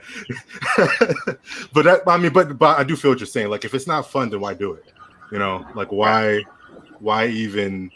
There's no point if it's not fun, especially in comics, man. Like comics is very much a labor of love. Well, Well, I want to say that I think this discussion was epic. We've come to the point of the show where I showcase the start of it to the finish. And while that's happening, everybody on here, please tell everybody where you can find them on social media so they can follow you after this 3.5 hour bonanza we just went through. I just want to point out that my guy has color and the rest of y'all don't. That's where I'm pointing out. One of them has a sword. He's got a light. One of them got a lightsaber sword. Oh, yeah, this is looking dope. This is looking really nice. Thank you very much. Yeah, I dig it. Yeah, we're giving out our social media, our info. Yep. I'm on Instagram at Mike Lancette Art. I actually don't have a Twitter. Well, technically I have one, but I've never ever posted anything ever. So you wouldn't find anything on there anyways. I don't know if I want any part of Twitter, but Facebook, I'm on Facebook right here, Mike Lancette, and that's about it. Those are my social media platforms. You can find me on Facebook at Daniel Kalban. You can find the American Dreams Facebook page, American Dreams Comic. You can find me on Twitter at Daniel Kalban, and you can find me on Instagram at DKalban. And you can buy the American Dream books at the Short View store.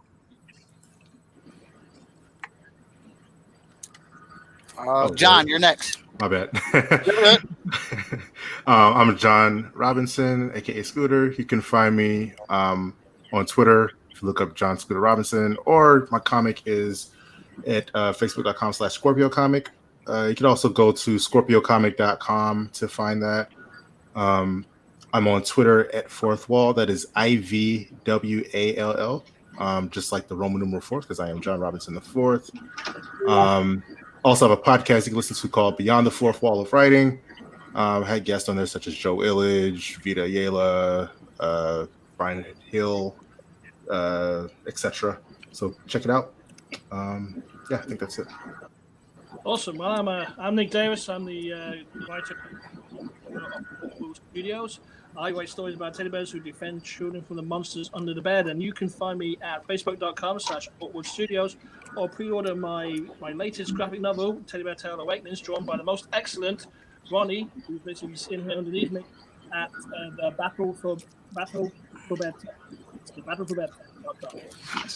And this is pretty much an awesome looking drawing, especially the teddy bear and the little girl. Ronnie, you're next. And I like to point out that Ronnie is forever an editor, as she was sending me messages. Editing this stuff. Awesome. I'm currently working on pages of Team D. There's a little rough thingy of course, I'm on Facebook and the FSK page and Instagram, V_Smith84, and I'm also creator and colorist at Echelon Novels, and with writer Ethan Murphy, and we have a website that's echelonGnovels.com. I think that's it for me. And I could, I'm also a brilliant mime, as you hadn't noticed, since I never say anything. Travis. Tonight was sponsored by Blue Moon Ice Coffee Blonde. I highly recommend it. It's a good, smooth ale. It's the product that I recommend tonight. As for me, I'm Travis Gibb. I am the creator of a book called Broke Down in 4 Dead Bodies. You can find that at brokedownin4deadbodies.com. Lots of guns, lots of violence, lots of F words. I have another book called Voodoo Nations that is live on Kickstarter right now. We have about 8 days to go. We've raised $4,000. Trying to raise a little bit more. I need to beat 218 so I can beat a Kickstarter record of mine. There's a book called Dog Days that, if you know who I am, I rant about it quite a bit. If you'd like to, I'd like to put those numbers to rest by by beating it with my backer numbers. So Travis Gibb, that's who I am. Joey Haas. I'm Joey Haas. You can find me on Facebook at facebook.com/SuperJHComics or on Instagram and Twitter at JH_comics. Yeah, that's where I'm at. Brandon McKenzie. All right, Ren McKenzie. On Facebook, I've got Art of Ren on Facebook as well, and Writing Artist on Instagram.